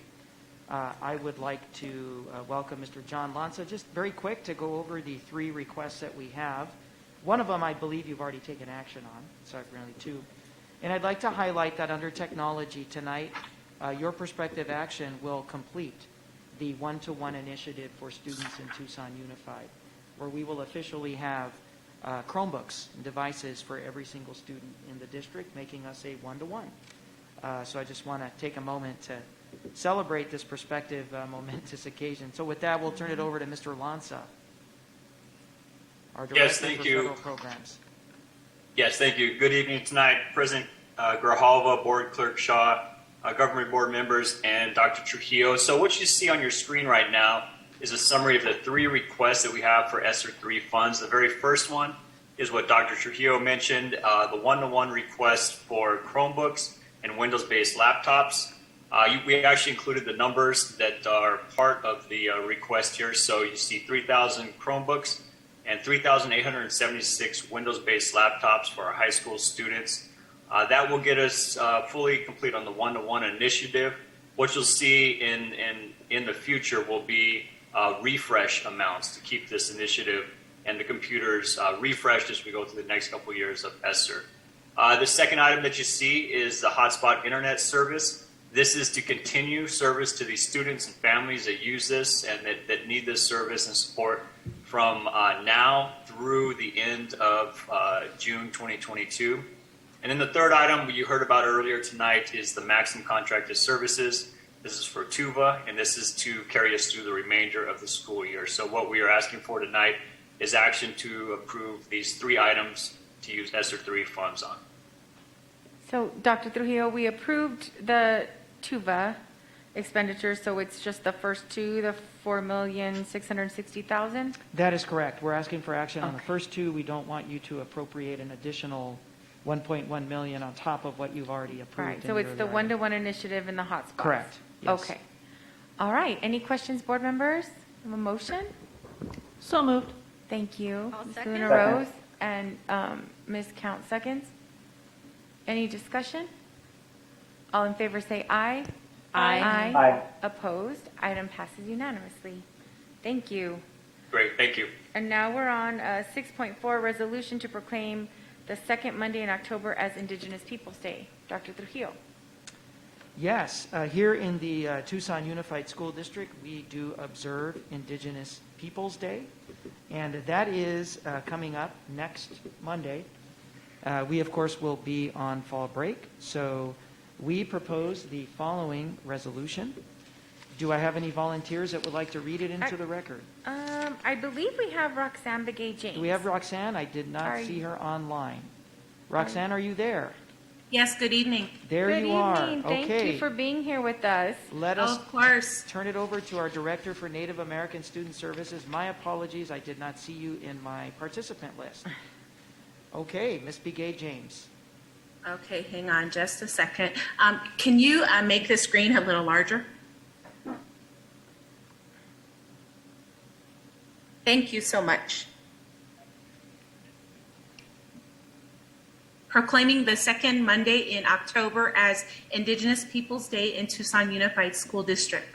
Whereas the Tucson Unified School District values the many contributions made to our community through Indigenous peoples' knowledge, labor, technology, science, philosophy, arts, and the deep cultural contribution that has substantially shaped our district. And whereas the Tucson Unified School District acknowledges that the land where Tucson now sits was the ancestral home of the indigenous peoples of the many nations in Arizona, including the Itama-Atem and Pascoyaqui reservations that are located within Tucson TUSD's boundaries. And whereas the Tucson Unified School District has established that each and every student is to be celebrated and appreciated for the distinct and vibrant contributions made by sharing cultures, languages, ideas, beliefs, and values within a school community. And whereas the Tucson Unified School District established the Native American Student Services Department in 1976 to provide supplementary academic and cultural support for the over 2,500 Native students representing 58 tribes enrolled in our schools. And whereas the Tucson Unified School District seeks to combat prejudice and eliminate discrimination stemming from colonization and to promote awareness, understanding, and good relations among Indigenous peoples and all other segments of our district. And whereas the Tucson Unified School District promotes closing the equity gap for Indigenous peoples through policies and practices that reflect the experiences of Indigenous peoples, ensure greater access and opportunity, and honor our nation's Indigenous roots, history, and contributions. Now, therefore, be it resolved that the Tucson Unified School District proclaims every second Monday of October as Indigenous Peoples Day. The district shall encourage staff to utilize the second Monday in October to reflect upon the ongoing struggles of the Indigenous peoples of this land, and are encouraged to celebrate the thriving cultures and values of Indigenous peoples in our region, and to stand in solidarity with Indigenous peoples elsewhere. Appropriate district calendar and website shall reference the second Monday in October as Indigenous Peoples Day. Thank you so much for reading that. Board members, I'll move the item. I'll second. Any discussion? All in favor say aye. Aye. Opposed?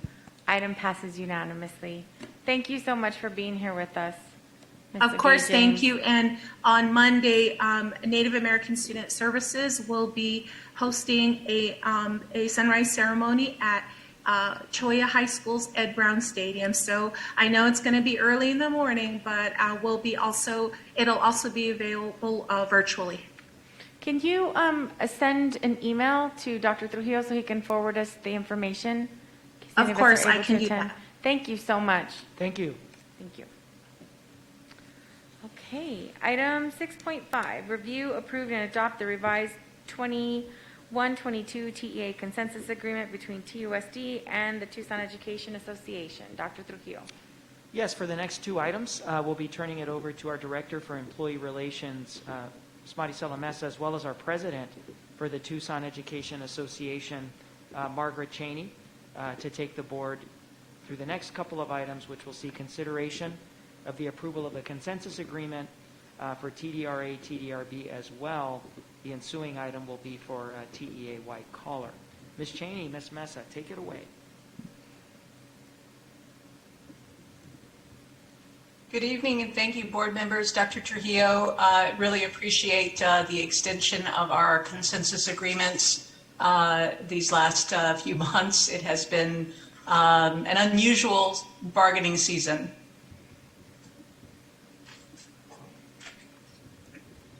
I was waiting for Maricela. Okay.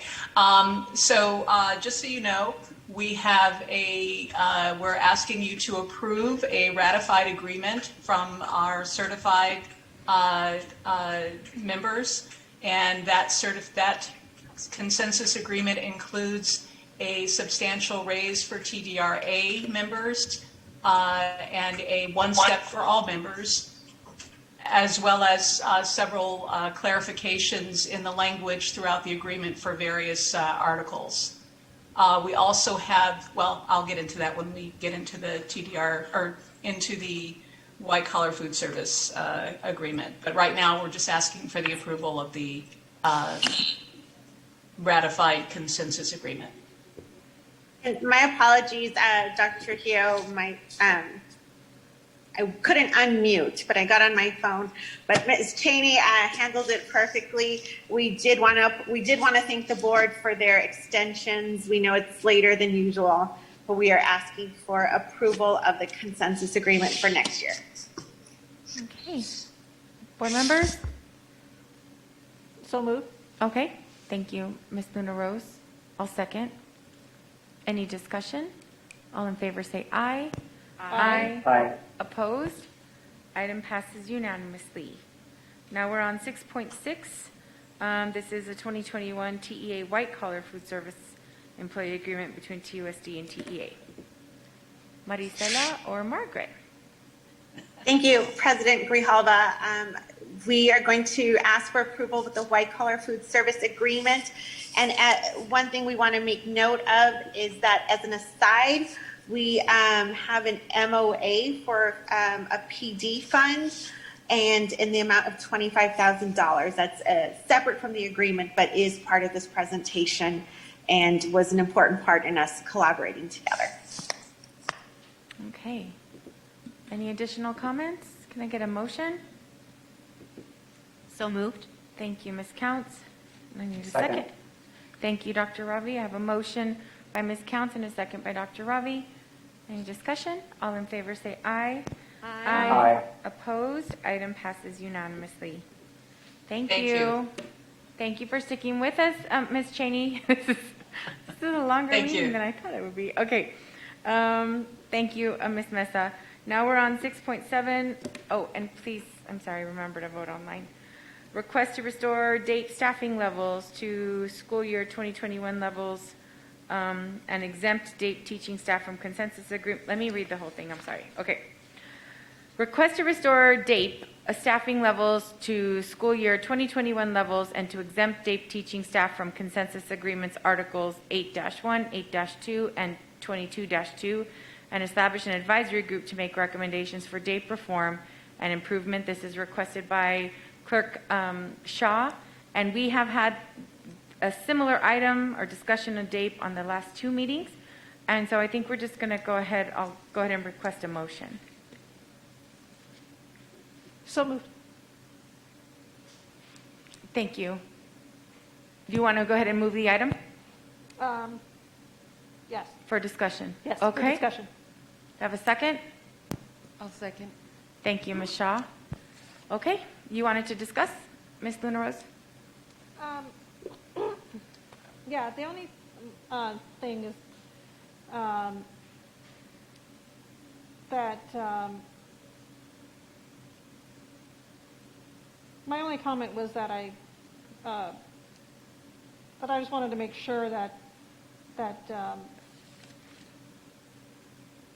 how did the TEA folks feel about this particular item? I can't speak for TEA, but I can tell you we negotiated. Ms. Cheney was on. Yeah, but I can throw it over to Ms. Cheney. But we negotiated a consensus agreement with language that applies to all of the bargaining unit members. And tonight's item, if approved, those articles would no longer apply to all of the bargaining unit members. Okay. But that's the administration's point. I would defer to Ms. Cheney for TEA's viewpoint.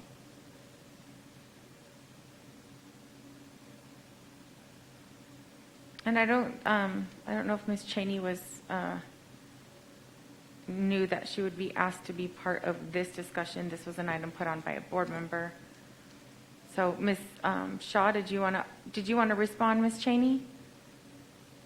I'm sorry, I stepped out of the room for a minute. Right. What was the question? So there's an item on our next item on the agenda is to restore DAPE staffing levels to the 2021 levels and to exempt DAPE teaching staff from consensus agreement articles 8.1, 8-2, 22-2, and establish an advisory board group. And Ms. Luna Rose had a question regarding TEA's position.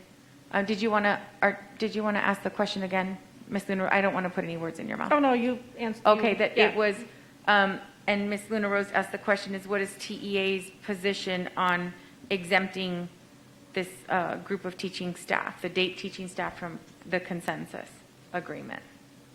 I wouldn't want to exempt any of our members from the consensus agreement. It's there for a reason. I do like the idea of an advisory board. And I guess Ms. Meza and I were discussing this earlier about the purpose of the program, and as it evolves or changes, if it serves its purpose, and its purpose is to allow students to get back into the gen ed curriculum or access gen ed classes, excuse me, then does that mean that you pare the program down until it doesn't exist? Or does that mean that you change the program so it serves another purpose, serving students and communities, the same? In other words, if you're planning to exit a program, how is that done? And I guess that would be my question for that committee that's being proposed. Okay, thank you, Ms. Cheney. So I have a motion and a second. Any additional discussion? Ms. Shaw. Thank you. To Ms. Luna Rose's point about numbers, I know for a fact that these students being referred to the DATE program, it's been manipulated. I have it in writing that hearing officers haven't been told to not refer students to DAPE.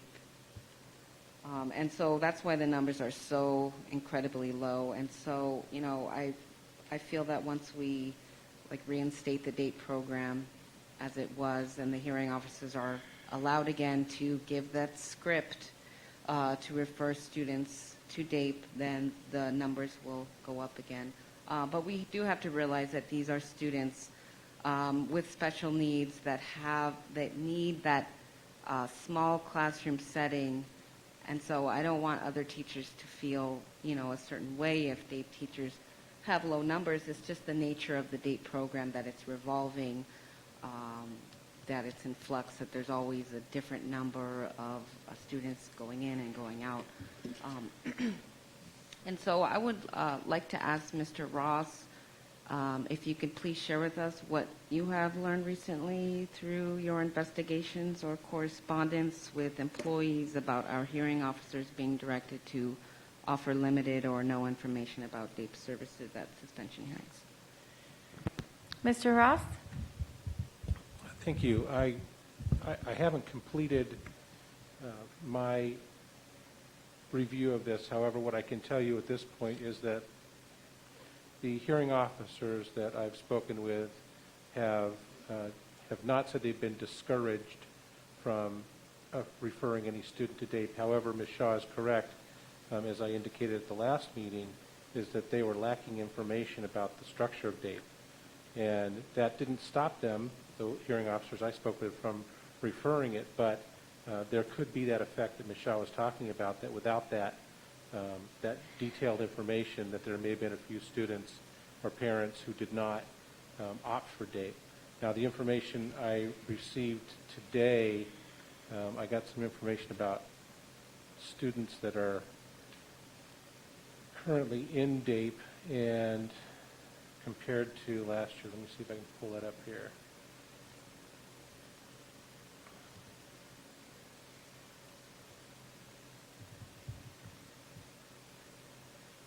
So I wanted to know what the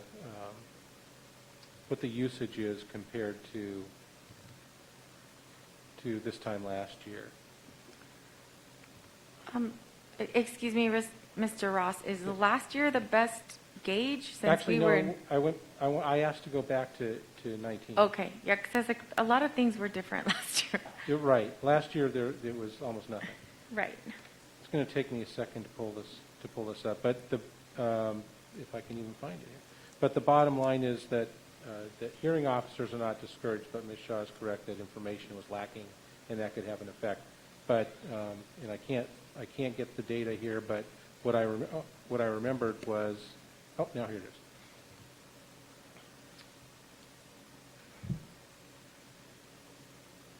Okay, so the first quarter of 18-19, there were a total of 26 DAPE referrals for high school and middle school. 19-20, there were, it looks like 87 DAPE referrals. Last year there were none in the first quarter, and this year there are 43. So we're more than 18-19, but not to 19-20 levels. Okay. All right. We have a motion and a second. Can I go ahead and ask for a roll call vote? Yes, I have more to say. Yeah, I know. I'll go ahead, and if you have anything to add to the discussion that you weren't able to cover in the previous meetings, that's absolutely fine. But we did have a very healthy discussion over the last 2 board meetings. Thank you. I just want to reiterate that, in order for DAPE to continue to be an effective program, that it is our duty to rescind the decisions that have taken place during the school year to eliminate DAPE teaching positions and move DAPE campuses to family resource centers. We can't just leave it as it is, cut down and all messed up. I think we must go back and also, on top of that, establish an advisory committee of parents, teachers, staff, and community members who can find ways to strengthen the DAPE program and provide more opportunities for these students through mentorship, credit recovery, and other resources as needed. And just to put it into perspective, I'm just going to read a short, brief letter from a parent about their student who went through the DAPE program, addressed to DAPE teachers. And I quote, "I want to express my gratitude for the positive impact you had on our son during his brief enrollment in the DAPE program. What I did not expect was to watch his interest in learning and respect for educators to return so swiftly, things we did not have to do with him while he was in DAPE. Wake him up to get ready, ask him how his day was, encourage him to reflect on the actions that led him to the program, set new goals, and take learning seriously. Instead, we saw enthusiasm for how he was spending his time and the people he was with. Every day, he couldn't wait to hand us his report card, and he always had something positive to say about his teachers." And these are the words of the student. "Mr. T, the few times I worked with you, I learned a lot about how to write a paper. Actually, the paper you helped me write, I got 100% on. You taught me how to set up the first sentence of the paragraph and keep the rest of the paragraph focused. And Ms. K, you really made this whole journey easier for me. When I first got there, I thought you were going to be strict and controlling, but you were actually very laid back and selfless, like the time you went and got us pizza because the food there was so nasty. You really helped me get things done. You helped me work through feeling lost at times and bringing me back when I wanted to take my mind somewhere else. You understood what I needed and let me take a break. to come back to focus. You know, the DATE program has been very effective, and I think we could make it even more effective if we took the time and effort to do that. And so I implore my other board members to do what's right and really see what and who is at stake if we lose this program. It is not responsible nor ethical for us to reduce the program and leave it as it is now. Please do the right thing and vote in the interest of at-risk youth. Thank you. Thank you, Ms. Shaw. Okay, can I get a roll call vote, please? Yes. Dr. Gravosha? No. Ms. Luna Rose? No. Ms. Shaw? Yes. Ms. Counts? No. Ms. Grijalva? No. So item fails 4-1 with Ms. Shaw voting in favor. I would say, Dr. Trujillo, that I'm not opposed to having an advisory board. I would like to see it be focused on all of our children that, you know, can be falling through the cracks, not just DATE, because we have some students on our campuses, and really focusing energy on how we're supporting the loss of learning for our students. I think that's really important. I just can't support taking groups of teachers out of the consensus agreement. I do think that that would have come back to us. Ms. Grijalva? Yes. I would also support a broader MTSS implementation advisory board that includes expulsion prevention. Thank you. Okay, now we're on 6.8, Governing Board Policy DIFC, Fraud Risk Prevention. This is the second reading. Dr. Trujillo, Mr. Ross? Yeah, I'll turn it over to Mr. Ross for the second read of this Audit Committee recommended policy. Mr. Ross? Yes, thank you, Dr. Trujillo, President Grijalva, members of the board. This is a second read of the fraud risk policy. If you recall, the last time the board reviewed it, Dr. Grivo Shah had comments about being concerned about the large number of opportunities for reporting, and thought that narrowing that down would make sense. So you will see a proposed revision based on that comment, and that would reduce the reporting from the 6 or 7 entities that we had in the original draft and reduce it to just the superintendent and the audit committee. And if the superintendent is the subject of the report, then it would be the audit committee or the board president. So that's the revision we made based on Dr. Grivo Shah's comments and proposal and conversation we had between the last meeting and today. So this is up for second read, available for the board to adopt. Thank you. Dr. Ravi, did you want to add anything since you worked on this? Thank you, President Grijalva. So I don't feel super strongly about it. I just, every place I've worked in healthcare settings, there always is, a pretty limited number of individuals that you want to report issues to when there's issues of fraud, issues of noncompliance, issues of HIPAA violations, other things. And I thought a big list was really detracting in terms of, who's responsible for receiving the information and doing something with it.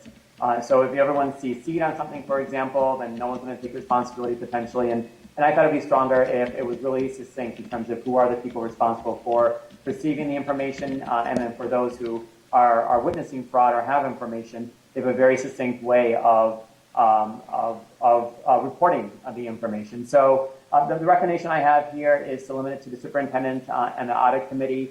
The audit committee has an online portal where people can anonymously or they can mention their name if they wanted to report issues with the district. That already exists, so nothing needs to be created.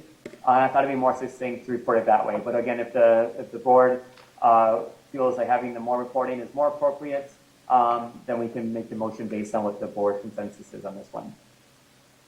Dr. Trujillo, did you want to add anything? No, I support Dr. Gravoy-Shaw's recommended edits. I also was concerned at the first read that we just had this sort of laundry list of who's who to report to, and it came off as kind of confusing. I think this provides clarity. Knock on wood, I don't ever want to be the subject of one of these reports. But however, if I am, or the position of the superintendent, I think this policy is very clear that you have an alternative. You can go to the governing board president as well as the audit committee. The audit committee does have an anonymous mechanism that allows for instantaneous notification of a concern. So I support these recommended draft changes. Board members, so if we pass this item, then it goes through the public process. Is that correct, Mr. Ross? Ms. Grijalva, this is a second read, so. It's already gone through the it's already gone process, and through now it's coming There back was to one us. comment where someone had suggested we have a definition, which puzzled me because there was a whole paragraph on the definition of fraud. Okay. Board members, any other comments? Dr. Ravi, did you want to move the item? Yeah, I'll move the item as amended. I'll second. Okay, I have a motion by Dr. Ravi and a second by Ms. Luna Rose. Any additional discussion? All in favor say aye. Aye. Aye. Opposed? Item passes unanimously. Thank you. Now we're on item, we've already reviewed 7.1, 7.2. Now we're at 7.3, a recommendation to adjust compensation for sub-coverage assignments in TUSD. Dr. Trujillo. President Grijalva, board members, as you know, fill rates across the district, specifically the percentage of sub-coverage jobs that go unfilled, are of severe concern, significant concern right now. District-wide, they're just shy of 55%, as we'll see in Renee's presentation. And one of the measures that we want to take is we want to look at compensation. We know that the other Southern Arizona districts have raised their daily rate of pay per subs. We're looking to equalize and try to get back into the game here competitively. So I'll turn it over to Renee Heininger and Renee Weatherless that will handle the duties here for this proposal. Thank you, Dr. Trujillo. Again, President Grijalva, members of the governing board, Councilor Ross, thank you. I'm very excited again. Two big presentations tonight. I'm excited to bring them both forward. This one is information presentation for you to look at our sub-paid teacher rates. Next slide, please, Jean. I want to remind everybody that when we started the year, and in fact back in May, our governing board did approve an increase to our substitute rates. We took them up to $107 a day. And at that time, we were we were the highest paying district in the southern Arizona. Since then, we have seen a post-pandemic era shortage of subs and have, sorry, I'll give Jean just a minute to get it up so I don't get too far ahead.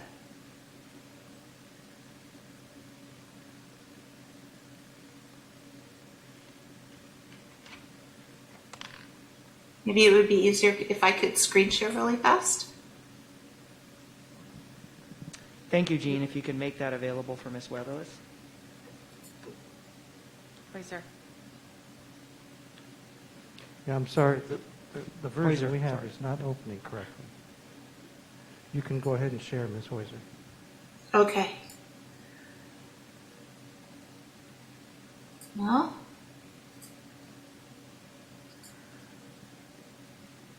there we go.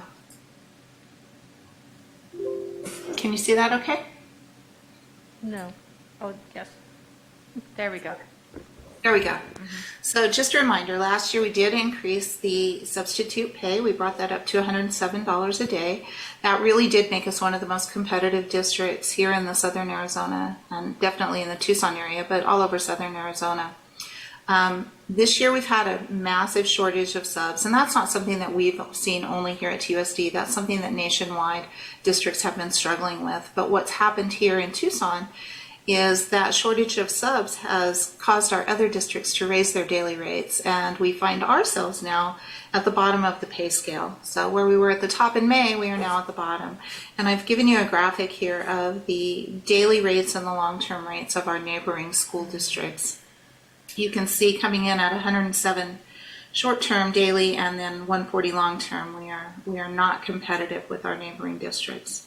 I'm sorry, Ms. Heiser, to interrupt, but am I the only one seeing your Zoom screen on top of your presentation? No, yeah, we can't see the numbers. There we go. Here we go. Thank you. Oh, I've got two screens up and I was sharing the wrong one. I apologize. So we've done quite a bit this year to try and bring some subs in. We've done some targeted parent recruiting. We've sent flyers home to parents saying, hey, what would you like to come in and work at your child's school the same hours that your child is there? We've done a lot of outreach to colleges and universities and just to the community in general via social media. We've picked up some different job boards, a lot of external job boards that we're posting on. And all these things really haven't brought much to fruition for us. We're still seeing a severe shortage, especially here in TUSD. Prior to the pandemic, our sub pool at TUSD was running about 700 to 800 active subs. This year we have about 200 to 300 active, and we're servicing 89 schools with those. So it's been a struggle. Our fill rates we don't look at last year so much, but year before last, we were in the 80 to 90 percentile fairly consistently. This year we've been running 55 to 65% on a regular basis. So tonight we want to bring forward a proposal that takes all of this into consideration, the fill rates that we're experiencing currently, the subsequent increases that we've seen by our neighboring school districts, our certified teacher salary, which we always try to keep in mind when we're talking about sub-daily rates. We want to make sure that we honor our certified teachers and make sure that there's a nice spread in that salary between our substitutes and our certified teachers. And then also we've talked about our hard to fill rates this year. Truly, every school in the district is hard to fill. We don't have any schools that are harder than another. We're experiencing a shortage everywhere. So we'd like to just completely, for the remainder of this year, do away with that hard to fill number. What we're proposing is that we bring our classified subs up to 125. And when I showed you that first slide, there was no classified rate on that because TUSD really is one of the few schools that provides a sub for classified ex-ed TA positions. Those currently pay at $100 a day, and we'd like to bring those up to 125. Our sub rates, our daily certified rates, we would like to increase to 145 a day, and then that increases again to 160 after a sub has completed 20 assignments. Our long-term subs, these are our substitutes that are sitting in a position, we call them teacher of record. And these are teachers who are doing the lesson planning and doing all the work that a teacher would be doing if they were in that classroom. They're in that classroom every day for possibly covering an LOA or even a vacant position. We'd like to raise those up to 175 per day. And then our ex-ed certified teachers to 185. Those are currently at 165. And this is a certified teacher, a certified ex-ed teacher subbing in an ex-ed classroom. So those are our proposals. I believe that is my last slide. I know that Ms. Weatherless was going to bring forward some financial information as to what those increases might cost the district, and then I'm happy to answer any questions that you may have. Okay, thank you. Ms. Weatherless? Yes, thank you, Ms. Koiser. I believe we're bringing it up. Okay, on the next page. So what I've used is our actual sub paid days for the first 36 days of the school year to do this calculation. So our average cost per day is running at just over, under $21,000. If I were to apply these new proposed rates, that average daily rate would go up by just $5,100. And if you calculate that over the remainder of the school year, we're looking at just under $700,000. Now, keep in mind the whole point of raising the rates would be to attract more subs. There could be potential costs, but that's the whole point of this agenda item. So this is for your consideration. Thank you. Okay. Dr. Trujillo, did you want to add anything? Yeah, we fully support this measure. We have to remain competitive for sub coverage throughout Pima County. I do know that our teachers are really running wire to wire. They're burning the candle at both ends. You have teachers around the district giving up their prep periods, working 6/5, which are extra periods that they're responsible for teaching in middle school and high school. It cuts into their teacher collaboration time. It cuts into their prep time, and we want to bring some relief. Renee, if I can get you to talk about the funding source, which is definitely M&O, but I want to verify that these are largely vacancy savings at work, correct? We've already allocated it for these positions, but they're vacant, so we've got to cover them, especially with long-term. That is correct. For all those positions, they would already be allocated in the budget, so primarily they would be M&O, but they could be sprinkled around other funding sources as well. Right, so if you have like let's say it's a magnet, it's in a magnet school and it's one of our magnet teachers, that would be covered by DSEG, right? As Correct. an example? Okay. Any questions? Ms. Counts? So, excuse my ignorance, but so what are the qualifications for our subs? Because a couple years ago, I heard that it was just a college degree in anything and fingerprint clearance. And then I know that there is a certification to be a certified sub. So are we requiring, do we have that kind of variation with our sub pool? So all of our subs are required to hold and maintain an Arizona substitute teacher certification. It does require a bachelor's degree to get that certification and an IVP fingerprint clearance card. So all of our subs are certified at a minimum of at least being a sub. Many of our subs are certified teachers who have retired and also hold a standard teaching certificate through the state of Arizona in various subjects and grade levels. So what are the additional qualifications from just a bachelor's degree for that sub-certification? That's all you need. For Arizona Department of Ed will issue you a substitute cert with any bachelor's degree and an IVP fingerprint clearance card. Okay, and what is the cost of that certification process? $65. Okay. Do we cover, what parts do we cover for their onboarding? So when an employee comes to us for the first time, they have to meet the minimum requirements for the position, and the minimum requirements for a sub position are to have either a standard Arizona teaching certificate or Arizona certified substitute certificate and the IVP card. So we don't cover those costs as part of onboarding because they're part of the minimum requirements for the position. Okay. I thought, Dr. Trujillo, we were covering fingerprint clearance cards or... We cover some of the renewals, but again, because that's a minimum requirement for the position, we ask all of our employees to come to us with that initially, and then we cover some renewals. Okay. Is it possible, and I'm just putting this out there as an idea, not necessarily that I support it 100%, but is it possible for us to do sort of district-specific pending, provisional kind of pending for this sub-certification? Dr. Trujillo, is that something? Like a provisional sub-cert? Right, but not a provisional Arizona Department of Education cert, but something that we do internally. So that would look like, that would be somebody that probably has a 4-year degree but hasn't yet gone to ADE to fill out the sub-application, pay their $60. I think it's still $60.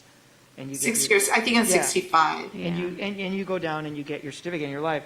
So it would probably be an in-house TUSD provisional that we could issue somebody till they could get that.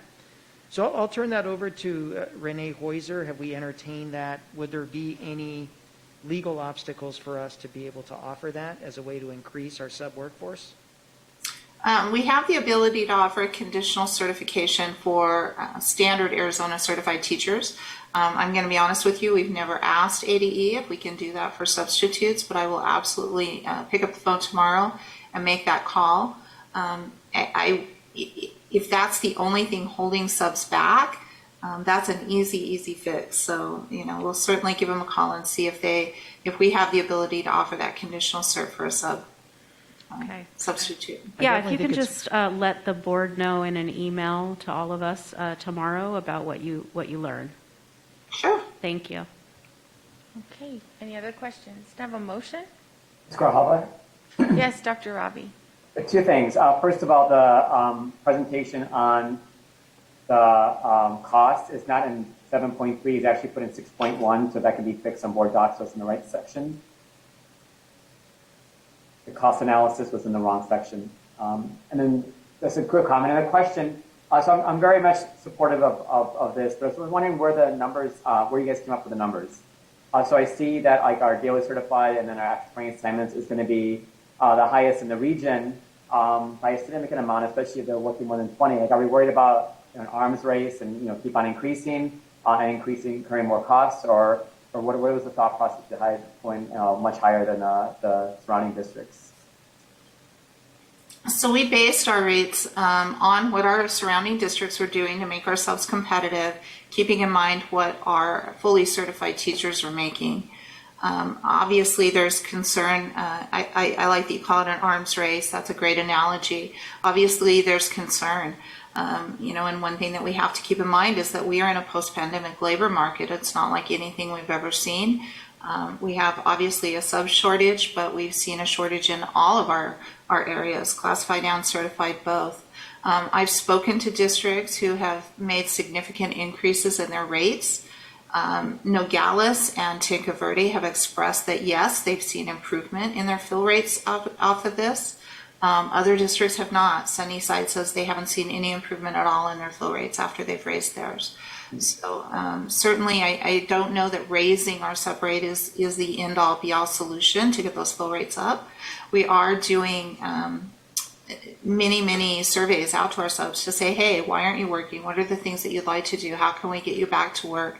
And recently Dr. Trujillo has sent us some questions that he would like us to send out and survey with as well. So I'm happy to bring that information back to this group, let you know what our subs are saying, what they would like to see. I think this will definitely go a long way just based on what our neighboring districts have done and what we're hearing from our subs, in relation to that. But you're right. I mean, we can't continue just raising it.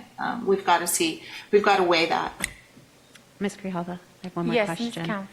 Okay, so yes, I think it's really important that we have a multi-pronged approach, and possibly assisting people with certification would be a way to do that.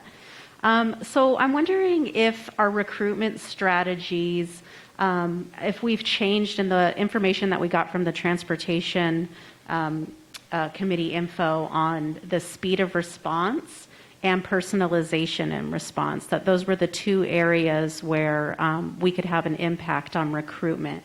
Is there any areas, is that something that's already been done, or is that something that you could take from tonight and do some tweaking with your speed of response and personalization? I think we can always improve in those two areas. The difference, I think, with our sub-office and transportation is that the recruitment from our sub-office is coming actually right there out of our sub-office rather than transportation. So we have a little bit more ability to manage that process in the sub-office, where transportation did a lot of their own recruiting, their own calling, which we're working on that separately. But we definitely are looking at that constantly. We've got some staff turnover in there, and so we're looking at some very strong customer service skills and some new ways, new outreach ways, and some new customer service ways to reach subs. And in fact, we've got a call campaign going on right now. We're calling subs who've retired or haven't worked in a few years to see if they'd like to come back. Now that, if the rates go up, that's going to give us a bonus. We will be able to say, hey, rates have increased. Would you like to come back? But we are doing all those things. And yes, to your point, we can always improve. Any other questions? Ms. Shaw. Thank you, Ms. Grijalva. Yeah, I don't think recruitment is really an issue with subs. I think it's the pay rate that we gave them pennies, and I hope that we could pass this. But I have a few questions. One, what is the rationale of waiting for 20 assignments before we give them the full payment of $160 a day? So typically, that's really just industry standard. I heard it in a call to the audience letter referred to as a training rate, and that's not what it is at all. Typically, what you'll find in a school district is that the rate increases after a certain number of days in a job. And then once that job ends and you go to another job, you drop down to the lower rate again until you've been there for 15 or 20 days. And what that does is it says you've been in this job for a long time, so you're considered, quote unquote, probably a long-term sub. You might be doing some lesson planning. You might be doing things that a traditional day-to-day sub isn't doing. Those things are usually done for you if you're just in the classroom for a few days. At TUSD last year, we actually followed that model. where every assignment that you took dropped you back down to that rate again. So let's say, for example, I'm $100 a day for the first 15 days. 5 days in, I change and I go to a different school. I drop back down to $100 if I had increased. So we took that away and we said, let's just say after 20 days in the district, then your rate increases for the rest of the year. So your rate's not going back down every time you take a new job. So this was really a benefit to our employees that we're not dropping that rate down anymore. It incents subs to want to get to that 20-day mark. It rewards subs who come back consistently time after time. So, and it's the norm. If you look around other school districts, I think you'll find while they're all a little different variation in their number of days, most all of them offer an increase in rates after a certain number of days. Thank you. Okay, I understand that rationale, but it didn't really work for us with the bus drivers. Hopefully it will work for us with the subs. But my second question is, will these raises be work retroactively? Or can they? I mean, I guess they could. We certainly weren't bringing this forward with that in mind, and I don't believe that that was included in Renee's budget numbers. We would expect that the increase would go in from this point forward if it's approved. And I believe it's an information item tonight, if I'm not mistaken, so I think it's coming back to you for a vote. Okay. Board members, do we have a motion? Any additional questions? Ms. Grijalva, this is Yes, Dr. Ravi. This is a study action, so we can't take action. And so I'll make a motion to approve the increase in compensation for sub-coverage as presented. Thank you. I'll second. Any additional discussion? I would like to amend the motion Yes, Ms. Shaw. to take out the 20-day waiting period till they get their 160 daily rate. Okay, so that would be a substitute motion. Is there a second for that? Okay, that motion dies for lack of a second. So we're back to the initial motion of the increase as presented. Can I ask for a roll call vote, please? Dr. Grosha? Yes. Ms. Luna Rose? Yes. Ms. Shaw? Yes. Ms. Counts? Yes. Ms. Grijalva? Yes, thank you. Item passes unanimously. Dr. Trujillo, it's 8:42 and we have 4 governing board policies that are the first read. Do we, We can move them to are those, the. well, or how about if would board members be opposed to us skipping 7.4 and 7.7, going on to the information items and then sort of seeing where we are? Yes. If we have the energy to power through, we will. Otherwise, they can come back. Does that sound okay? All right. Okay. Dr. Trujillo, 8.1 Fine Arts Expansion Plan. Yes, as requested by Board Member Luna Rose, we're going to give you a brief update on the status of the Fine Arts Expansion Plan, the receipt, deployment of instruments and materials, and of course an update on the hiring of our new teachers. Here is Dr. Joan Ashcraft to provide that update. Good evening, everyone. President Grijalva, school board members, Council Ross, and Dr. Trujillo. I'm pleased to report the successful implementation of the approved Fine Arts Expansion Plan, and at this point in time, I do not see our PowerPoint presentation. So I'll just wait for a minute. There, I see it coming up. And if we could go back to the beginning, please, of that presentation. Yes, thank you. Next slide, please. Smart Music, Flipgrid, and other fine arts platforms provided the ability for us to continue with creative arts experiences last year. Students recorded their parts while teachers assembled their individual works into ensemble experiences. Next slide, please. This year, a year later, our programs are flourishing again in person, such as the Rincon University Band, pictured here at 170 members at their August band camp. And it's very exciting to hear these kids playing together again. Next slide, please. From the Fine Arts Expansion Plan, $4.5 million was approved for instrument replacement, and there you'll see a list of string instruments, woodwinds, brass, and percussion. The mariachi instruments, we're very excited to be able to include harps in their instrumental orders. The recorders that were requested specifically by Board Member Shaw, and ORF instruments, which are the xylophones and metallophones that are so popular in the elementary schools. Underneath that, you can see for school year 21, 22, and 23, the first year, actually from April to June 30th, we were able to complete the ordering and receipt of $745,000 worth of instruments. This year, we have ordered over $1 million from that $4.5 million. And our only drawback is that several of the instruments and supplies are back ordered as companies are short-staffed as a result of manufacturing and delivery shortages. But we're anticipating many of them coming in by January. And then, of course, the last year, we are anticipating spending the rest of the money for the instruments. And it's made quite a difference, as you can see some of the instruments that we picture here for you to see. Next slide, please.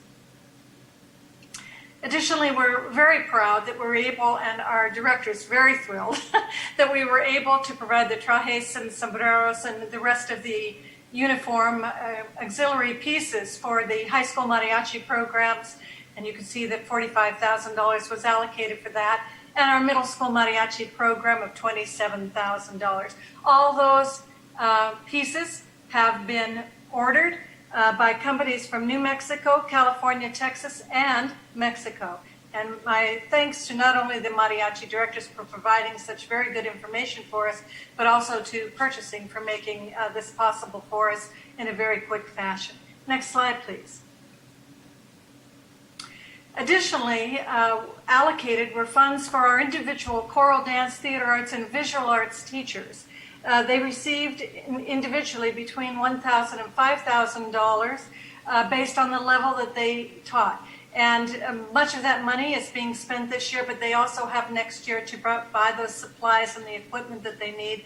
Absolutely thrilled to have that opportunity to improve the materials and supplies for their students. Next slide, please. So we have hired 14 teachers for our elementary programs.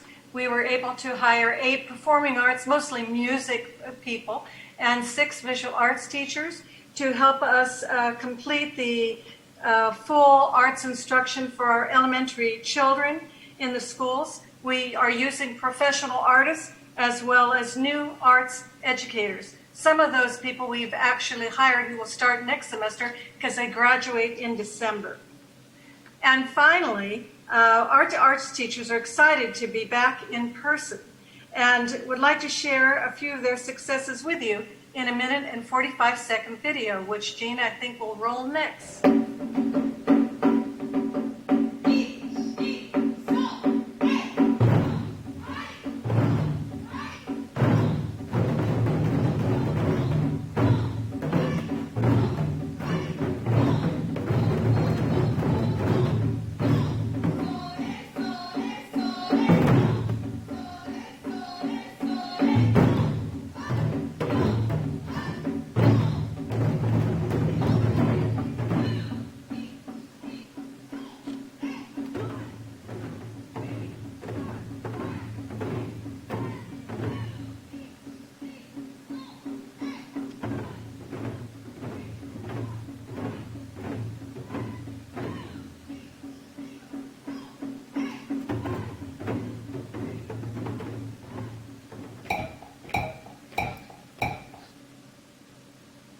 Uh-oh.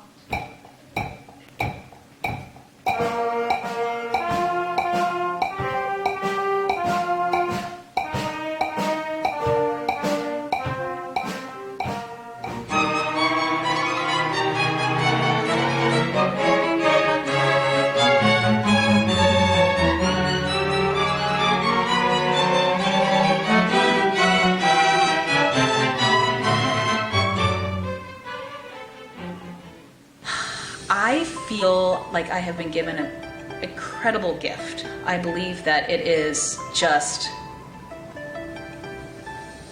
the most empowering thing I've ever been able to take part in.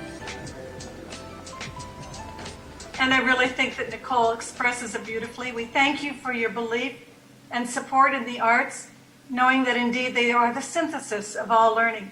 We look forward to showcasing many concerts, festivals, and exhibits this year and hope that you will be able to attend. Please let me know if you have any questions. Thank you so much.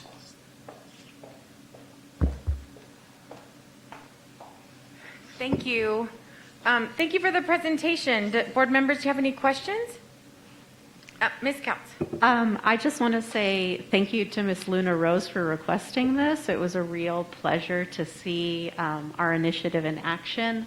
And it's just so exciting and the wonderful part about being a board member. So thank you to all of our arts teachers, Dr. Ashcraft, and to every member of this board for supporting this wonderful initiative. Thank you. Thank you. I have a question. Ms. Luna Rose, go ahead. Okay, thank you. Yes, thank you so much, Dr. Ashcraft and Dr. Trujillo, for the presentation, and to my colleagues on the board that I think we did a really great thing by passing this, and that all of us have kids that are still pretty young to be able to take part in what we've done here. I did have a quick question. I did see the 14 teachers, and thank you so much for that. I'm really happy to hear about that.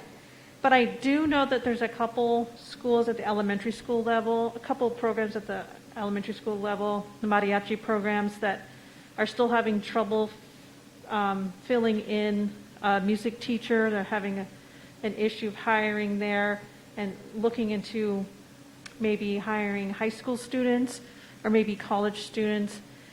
Is that something that, I don't know if expedite is the good word, but something that we can look into? I'd hate to lose any more programs, especially at the elementary level, where it's shown, data shown that, music starts at very young and helps us as we grow. So hoping that we can remedy that. May I answer that, Dr. Trujillo? Yeah, thank you, Joan. Okay.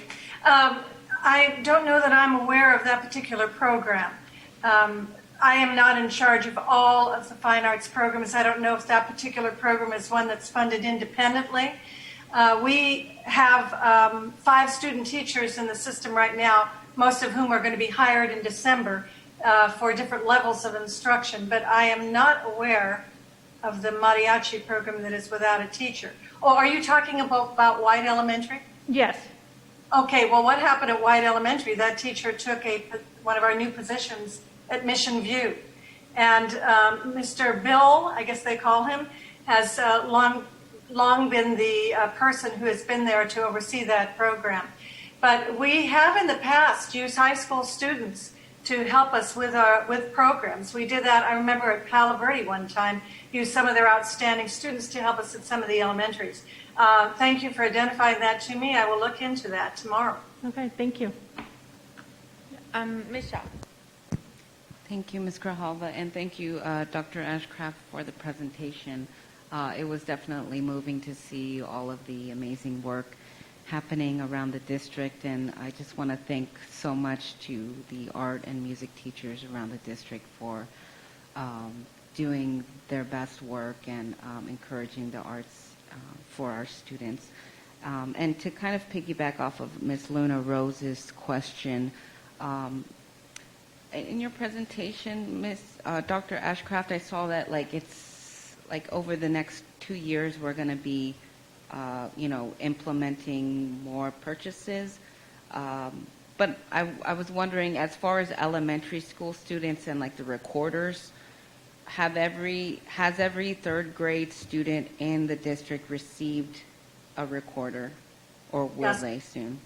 Yes, they will. They are, actually, we ordered those. It was the first thing that we ordered after it was approved in April. And believe it or not, we were ordering so many, 3,000 to be exact, to complement what we already had on stock. The companies couldn't provide it for us. So we are getting those in gradually, and we've developed the curriculum so that it will be available to every primary age child. But yes, like the instruments, we just aren't able to get our hands enough. I think we've received 300 so far, and they just came in a couple weeks ago. Okay, so before the end of the school year, every third grader will have received a recorder with instruction included? I'm hoping that's true for January, and I want to thank you and Dr. Ravi Shah for the wonderful presentation in the newspaper, too, about that. Thank you. Thank you. Any additional questions or comments? All right, thank Ms. you. Garava? Yes, Dr. Ravi. Yeah, just add you'll feel good, with this moment here. Thanks, Ms. Malone, for the presentation request, and Dr. Ashcroft for the presentation and the video. I love having my daughter, my fourth grader, come home, talk about violin and everything, and so glad that she was exposed to it in her classroom setting, and we had to work with her to learn all the different 20 violin parts, and so we were studying to try to figure that out. I had never took violin, so it was all new to me, and so I really appreciate all the learning and everything and all the engagement that she gets because of that. So thank you for all the music and art teachers in our district and for everyone involved in that. It's definitely appreciated by parents. Thank you. Okay, thank you. Okay, anything else to add to that, Dr. Trujillo? No. Okay. I think everybody covered it. So. All right, thank you. Now we're on item 8.2, Tucson Unified Connect app. Dr. Trujillo. President Grijalva, board members, we just wanted to circle back and give a very brief overview of the app that's now operationalized and now available on the App Store, and it's been downloaded, and every week we're looking at those downloads, and hopefully they'll keep going up. So I'm going to turn it over to Kanasha Brown, our Assistant Superintendent for Equity, Diversity, and Inclusion, for this very brief overview. Good evening, board members and Dr. Trujillo. Thank you so much for that. I am going to kind of skip through because you have this information. It's the same information that we've made public and shared with family through our information sessions. So, Jean, for this presentation, if we could do slides 2, 3, and 9, that would be great. So just to let you know, our Tucson Unified Connect app is up. It is available on for Apple and Android users. Again, this app is absolutely free, and we targeted our 3 distinct user groups, which were our students, parents, and our community members. Now, each user will have access to content that is specified and aligned to their specific area. Just so you know that we have a language feature within our app, and our content is available in 7 different languages, and we also have many other features and resources, which I'll go through briefly. Next slide, please. Some of our features and resources are all age appropriate. So we have divided the content for our students into elementary, middle, and high school, where we have educational fun content. We have articles, we have videos, we have blogs. For our middle and high school students, we have scholarship resources, but we also have mental and behavioral health supports through our partnership that was brought to you through Palo Verde Behavioral Health and Talkspace. In addition to that, for community members and our high school students, we have job posting and also all of our services and resources that we offer direct connection through TUSD as well. Jane, if you can skip to slide 9. What I want to show you is an overview of what our students see when they engage in mental health. And so when they first log on, they'll take a brief clinical assessment, what you see here. And this is really important because this helps establish a quick match feature. This takes about 90 seconds. We get some personal information. We ask a health questionnaire, and really what is the issue that is prompting them to go. So whether that is anxiety or stress or bipolar disorder or any of those things, we get that, and that takes about, again, a 90-second clinical take assessment. Next slide. So after that, they have the opportunity to do that quick match that I talked to you about earlier. So that student then receives the matches. After they meet their match, they have a 10-minute introduction time, but then they get to access all of these services on digital, through this digital platform on demand. Next slide. So what does it look like when they begin their communication? Well, after that parent issues that video consent, They get that 10-minute live video introduction. Throughout, they have access to unlimited messaging. So that is a text, audio, and video feature where they have responses daily, guaranteed through our Talkspace partnership. They also have a reply by feature and notification of support engagement. And remember, this board was gracious enough to approve that our students have access to 2 live video sessions per month with their therapist. Next slide. So, an overview of what it looks like. That therapist works with their students to not only set goals, but have messaging, but they also look at the outcomes. And our students have access to exercises as well as self-guided activities throughout the day. And those exercises that they do vary. They're under everything from sensory awareness to mindfulness to how to overcome worry. Again, all at the fingertips of our students. And so I just wanted to kind of give that quick overview, but I'll open it up for some questions. Again, the presentation is attached. That gives a little bit more detailed information about that. Board members, questions? Ms. Shaw. Thank you, Ms. Grijalva and Ms. Brown, for the presentation. I just have a couple questions. So what happens if a student does not have access to a smartphone? Will they be able to access this app through a district computer? Absolutely. That is a great question, Board Member Shaw. So to make sure we created access on all levels, we have what's called a co-branded page. So students are able to access directly through their Chromebook, so a phone is not necessary as well. Okay, and if a student, for instance, like doesn't want to get those services at home, on school campus, you know what I mean? Like, will they be able to, I guess at times, take the computer home and do that, you know, in an environment that's private? Mm-hmm. So I think what you're trying to say is, do they have access to their internet in a safe environment? Well, this digital platform is offered anywhere. So if that student has their Chromebook at home, they certainly can be able to access, as well as if they have any access to any other type of media device as well. Okay.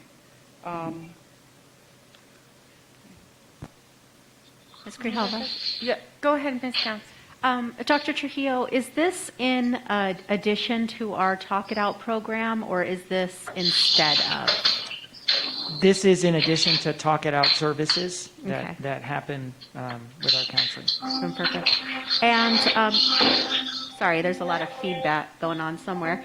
But I'm wondering what kind of outreach we've already done to inform people of this, and how do we have an idea of how many people have already signed up?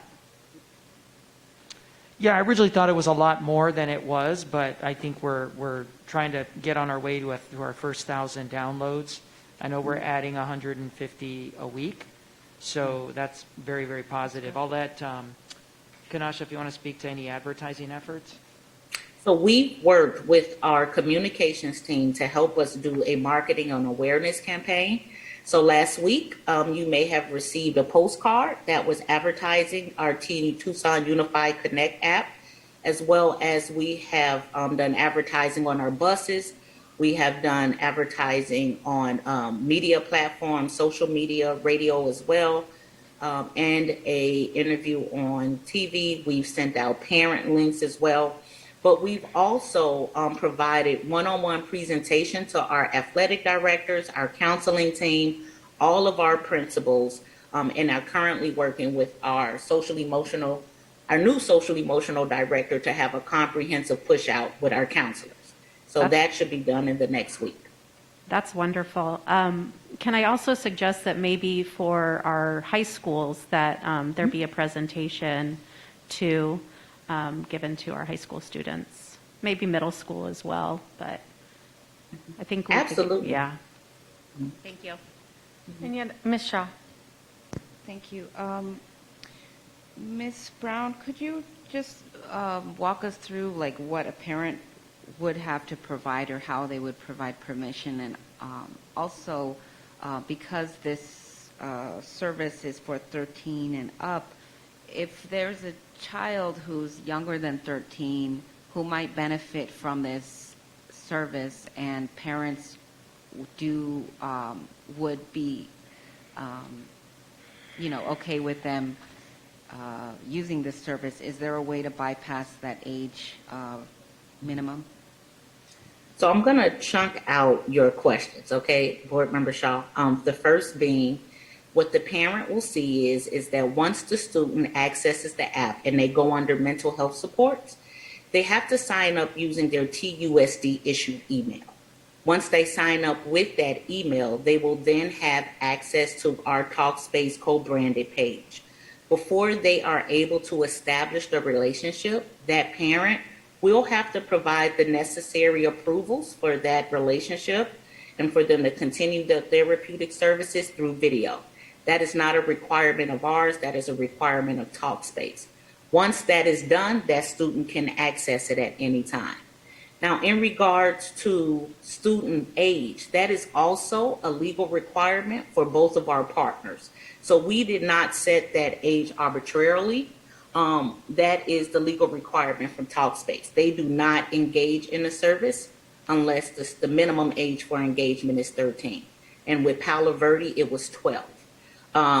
Again, I think once we get the app going and we are able to come back with some analytics, that is something we certainly could talk about how we could take resources, and if there are, other students that are in a different age bracket that may benefit from the service, what can we do as a team to service them?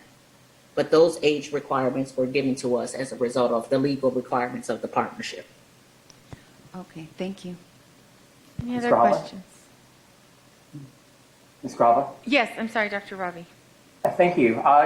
As I mentioned, I think when we were approving this many months ago, I'm just so thrilled that we have this option for our students, having seen as a primary care physician how hard it is to get kids into mental health services in our community, especially for those who have Medicaid, which a lot of our students have. I'm so glad that we have this option free of cost to the students. And if I remember correctly, when we approved this, that we were being paid based on use data, on the number of users we have.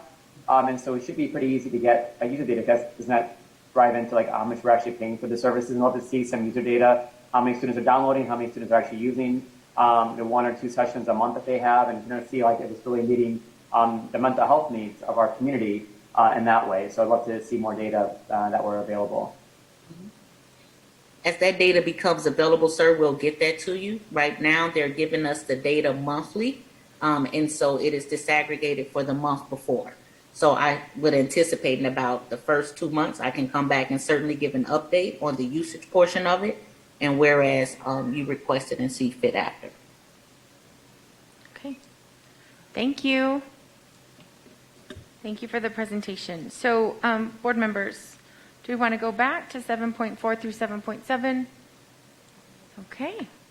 All right. 7.4, Governing Board Policy JICG, Tobacco Use by Students. This is a first reading.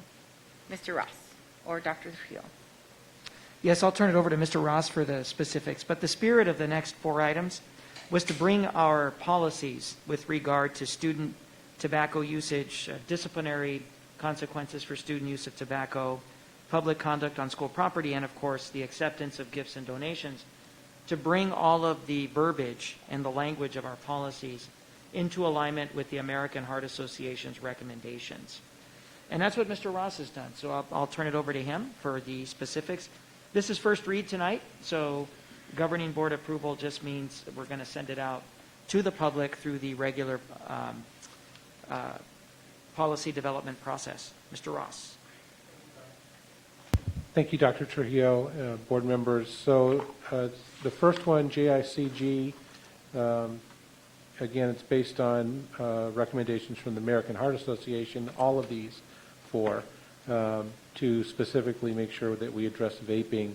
There was a definitions change in JICG to include vaping, and clarification as to where the policy applies, being on district property. There's an exception for possession, to say we don't want to punish folks if they're in possession of a tobacco cessation device. We don't want to stop them from quitting tobacco. And this policy would also clarified that the board does not support exclusionary consequences for violation of mere possession of tobacco. So first read for JICG. Board members. I would say only that like vaping seems to be more prevalent like for our students than chew. So maybe just use means smoking, vaping, as opposed to the chewing. Like, I just don't think that maybe we have a couple of students who chew, I don't know. But I do think that vaping is more prevalent. Ms. Counts. Oh, I was just going to move it for sake of discussion.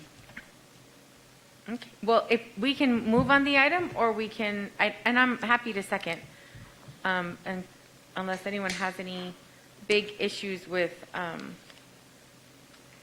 any of the content, then we would just, us passing this item would mean it would go through the process of being posted.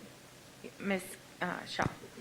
Thank you. I just have a question. As if this is targeting vaping of tobacco use, I wonder if it's going to apply to vaping of marijuana, because, they look like the same device. And how, is this going to apply to both things? Ms. Shaw, the board already has policies regarding marijuana if we can prove that it's marijuana. The American Heart Association's, which is difficult to do, by the way, the American Heart Association's recommendation is that the presumption, if there is possession of these items, that it's tobacco. They don't want to presume that a student is possessing an illegal substance such as marijuana. But again, it's very difficult with the way that these devices are produced and masked to test whether it's marijuana. But again, their presumption is we're going to treat it as tobacco and not do exclusionary consequences, but more educational. Okay. So any vaping device found on school campuses will be treated as tobacco item?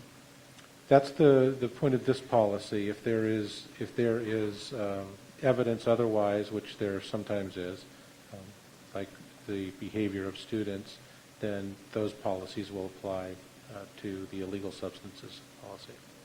Okay, thank you. Any other questions? I have a motion. I believe I seconded. All in favor say aye. Aye. Aye. Opposed? Item passes unanimously. Thank you. Now we're on 7.5, Governing Board Policy JK, Student Discipline. Mr. Ross or Dr. Trujillo. Thank you. This is the second of the series, and this is the student conduct policy, and it has language that refers back to the JICG that you just looked at, and to reiterate that the district will not involve law enforcement when there's a violation only of the tobacco policy. There's also a little bit of cleanup to take out the former language of student rights and responsibilities and replace it with our current language of code of conduct. Again, this is first read, and it is the other thing I wanted to mention about this, since it is student conduct, we will be specifically sending this to the special master and plaintiffs for their review, since it is student conduct. I wouldn't anticipate there would be much controversy about it, but that is our process, and we're going to honor that. Has the Superintendent's Advisory Council had an opportunity to look at these? That's also part of the first read before the second read, as it gets specifically sent Great. To them. Okay. Board members, questions? Want to take any action on this item? I'll go ahead and move the item. I'll second. Okay. I move the item. Ms. Count seconds. Any discussion? All in favor say aye. Aye. Aye. Opposed? Item passes unanimously. 7.6, Governing Board Policy KFA, Public Conduct on School Property. So there, Mr. Ross. thank you, Ms. Grijalva. There was the substantive addition here is prohibiting the display and promotion of tobacco products on school property. We also added a state law provision, a recent state law provision, from last year, that there would be no use or possession of medical marijuana on school property. We also did some cleanup of some what we saw as unnecessary definitions because those terms are not even referred to in the policy. So that is the extent of KFA. Okay, board members? Question? I'll go ahead and move the item. Thank you. I moved in, Ms. Luna Rose seconds. Any discussion? All in favor say aye. Aye. Opposed? Item passes unanimously.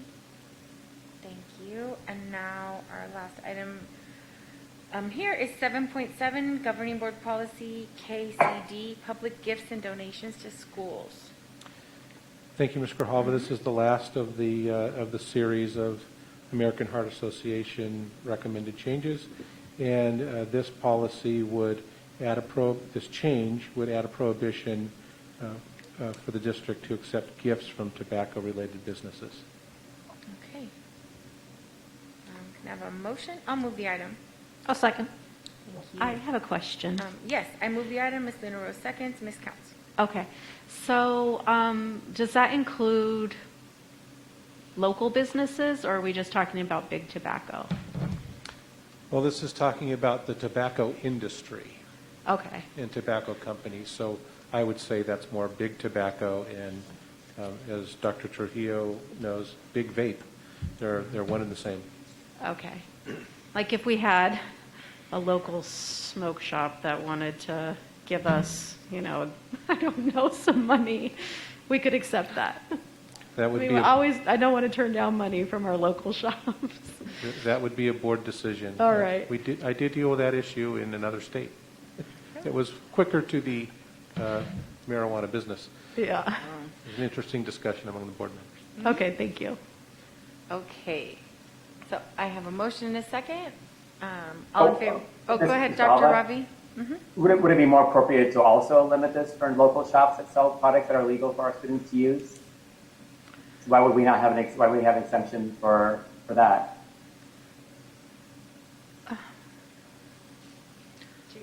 I don't know. I mean, we do have businesses that want to partner and have products that are not available to students. We accept foundation funding from Desert Diamond, and our students can't gamble. I don't know.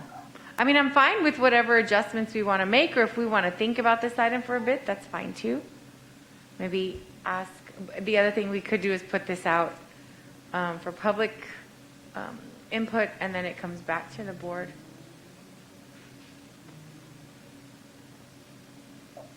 I'm curious to see what other board members and what the administration thinks about that. Like, are we okay accepting money from a smoke shop or a liquor store or other things to support our work, and that's what the board feels comfortable with and administration feels comfortable with, and that's our decision. Well, for example, there's a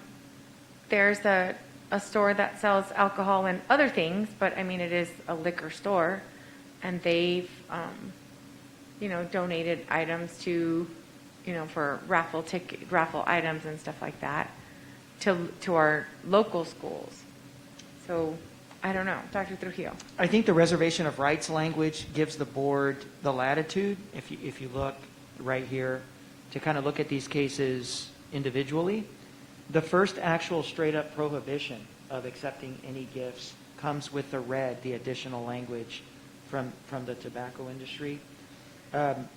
I would let the board discuss the merits of whether or not to accept donations from liquor stores or marijuana, or these dispensaries, I think is the term, the dispensaries. But I've been very clear about tobacco and vape. It is a pervasive problem that is everywhere. And unlike a dispensary, you have these shops on every single corner. You've got vape companies like Juul penetrating the Circle Ks, the 7-Elevens, the QTs, that are constantly on the way to school for thousands of kids. And I think it's a different category of access that we're dealing with here. I do agree with the point that board member Counts made. I certainly wouldn't want to have to turn down a donation from like the local Fry's, because Fry's sells cigarettes, right? Or a neighborhood supermarket that sells alcohol, but Fry's is in our community, or Bash's, or Safeway. I'm looking more, as Mr. Ross said, at the actual industry and these efforts to kind of get into these convenience stores that are in neighborhoods that are really, really close to our schools, and that kids have just easy access, which is unlike a dispensary. Dispensary it's a lot more difficult for a school-age kid to get the kind of access that they do to vape. Ms. Rob, I'm okay with approving this as a first read, and I'd really be curious to see if there's any community input on this one, especially. I think I would really like, I'm curious to see if there's any comments on this one. Okay, thanks. Ms. Shaw. Thank you. I'm just curious if will the district be receiving a donation from the American Heart Association for passing these items? The American Heart Association is a nonprofit. They don't give donations. It's not a for-profit entity. I have a motion and a second. All those in favor say aye. Aye. Aye. Opposed? Item passes unanimously. The last item on our agenda is 9.1, future meeting dates and agenda items. Board members? Ms. Grijalva? Yeah, I'm sorry. Ms. Shaw and then Dr. Ravi. Yes, I'd like to add to a future agenda the establishment of an advisory committee for the DATE program, and also if we could bring to our meeting an agenda item where we discuss opening up our board meetings again. Okay. Action item. Dr. Ravi.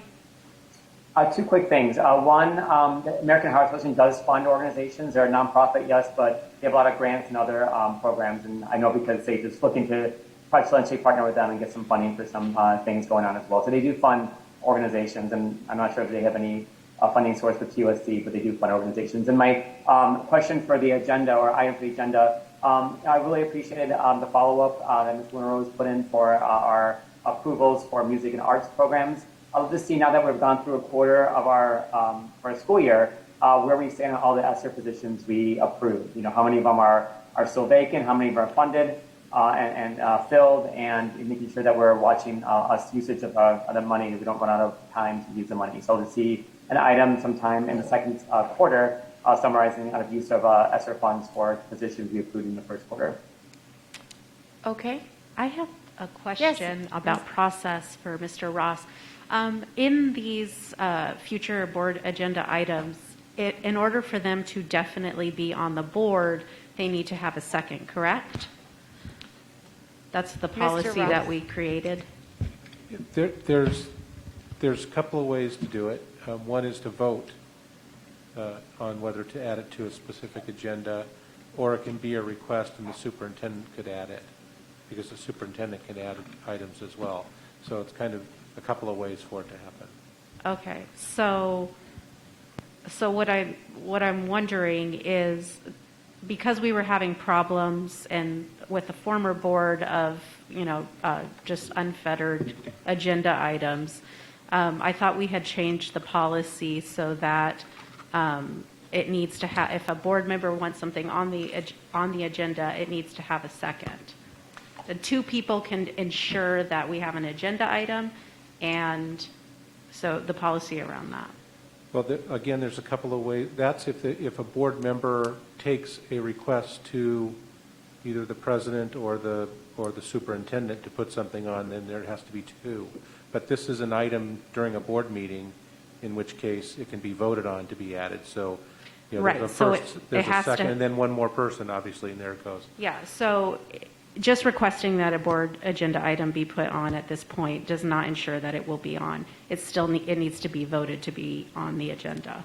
For full assurance, yes, but I would also say that the superintendent, I believe, has been, pretty accommodating with just hearing requests from board members. But some of those, to assure it, yes.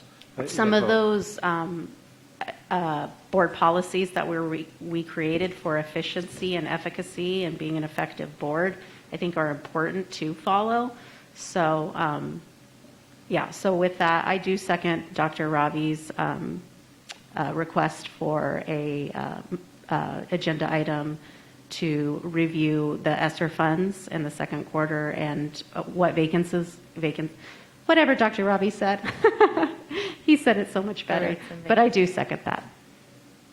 Thank you. We have been really inconsistent, at least this year, on the future agenda items things. We've had votes on things. This is the first time we've done just a second, and we've just been able to accept things. So we've been really inconsistent this year on how we're treating this section of the board meeting on future agenda items. Yeah, and you know me, I like consistency, so I would like to have a consistent policy that we follow. Okay, thank you. Any additional items? Okay. Well, thank you all. Have a good night. We'll see you in a couple of weeks. Thank you. Oh, yeah, I don't think, we're not going to meet until, oops, I just closed my thing. We're not going to meet again until after the fall break, correct? That's correct. Okay, That's well, correct. happy fall break to everyone, to all of our staff, teachers, administrators. I hope you really enjoy this very much well-deserved week to just recharge. And thank you so much for everything you're doing. Thank you all. Thank you. Enjoy fall break. Bye.